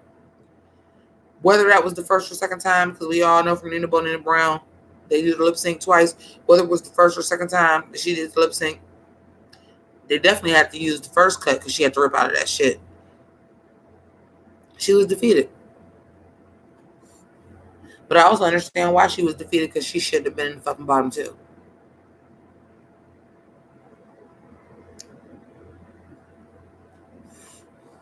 Just like Dahlia shouldn't have been in the bottom two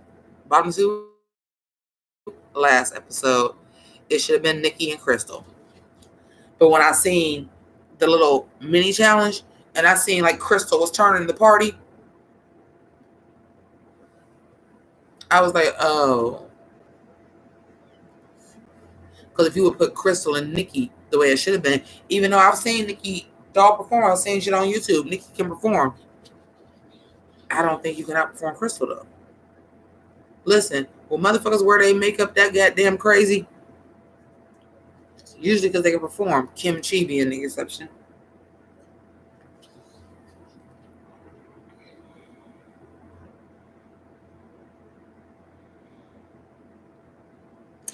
Thank you, Graphic Jack. I'm like, this is the thing.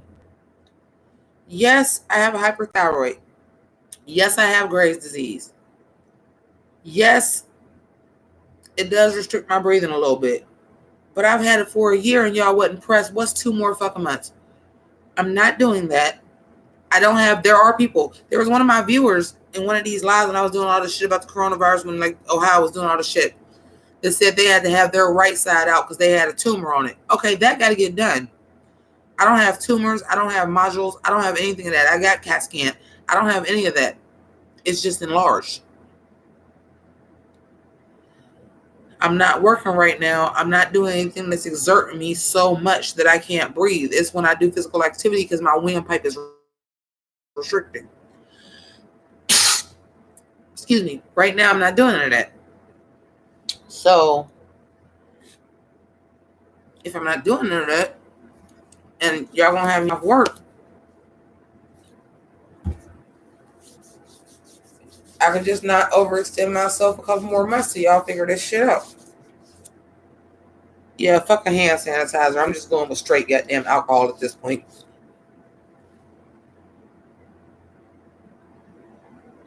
Joshua Felix, so listen. It'll be 3 hours and 15 seconds. That's what the goddamn live was about. Sometimes it be debatable. This time there is nobody that's not saying oh God, this is so goddamn rigged because obviously Aiden was the worst.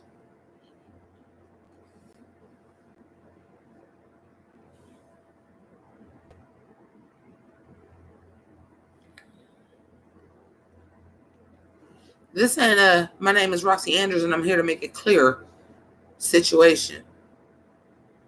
This is not somebody let me borrow a t-shirt. The judges did this goddamn shit. And we all know Aiden Zane ass should have been in the bottom. You know what? Let's do this real quick. And then I've been live for 3 hours now, so I didn't realize I was here this long. I've been here for 3 hours. So one thing I want to do is I want to go on Twitter because I was on Twitter. I was live tweeting when this shit happened. I want to Now that the West Coast should be at this time, 2:13. The West Coast should be the West Coast. Yeah, I need to stop and start a new live because the West Coast will be starting in 8. There will be 11. Oh, the West Coast is wrapped up.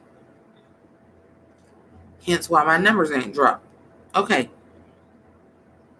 I want to see what Twitter is saying. I want to see what Twitter is saying.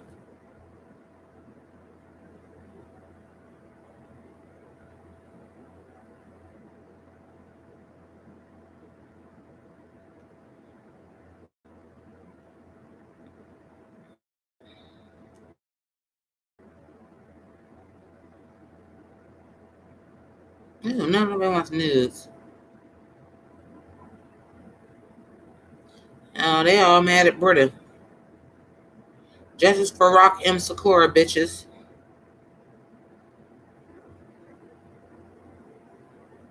This is about they added extra footage.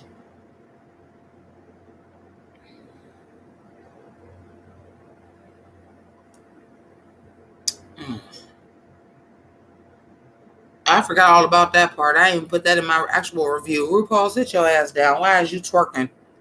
You ain't twerking, you fracking.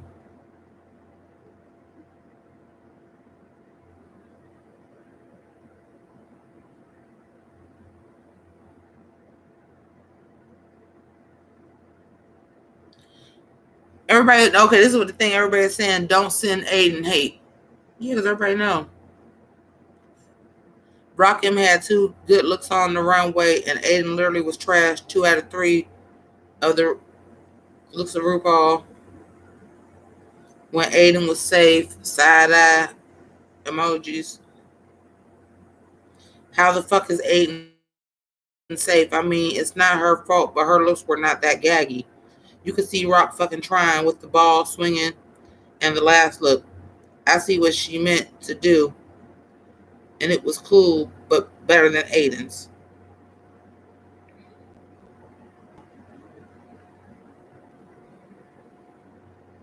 Just watch Drag Race. Is that a fucking joke? Wrong girl went home. The one who should have went wasn't even in the fucking bottom 2. This season started out so good, then a gif of somebody just going.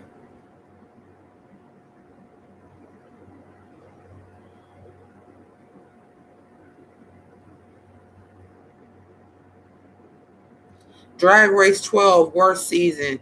It's really bad. What the fuck?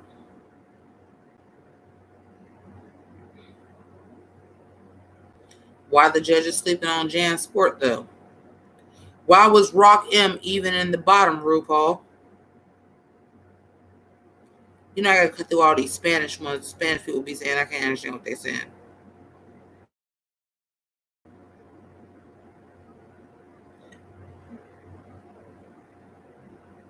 How the fuck is not even saying the whole name? AI star N Z H star any safe with that outfit? What?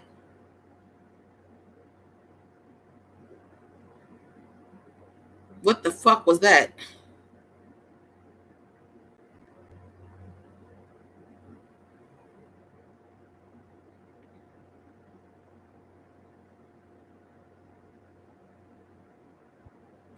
Girl, your runway look last week was among the weakest ever in the zhuzh it up, Aiden.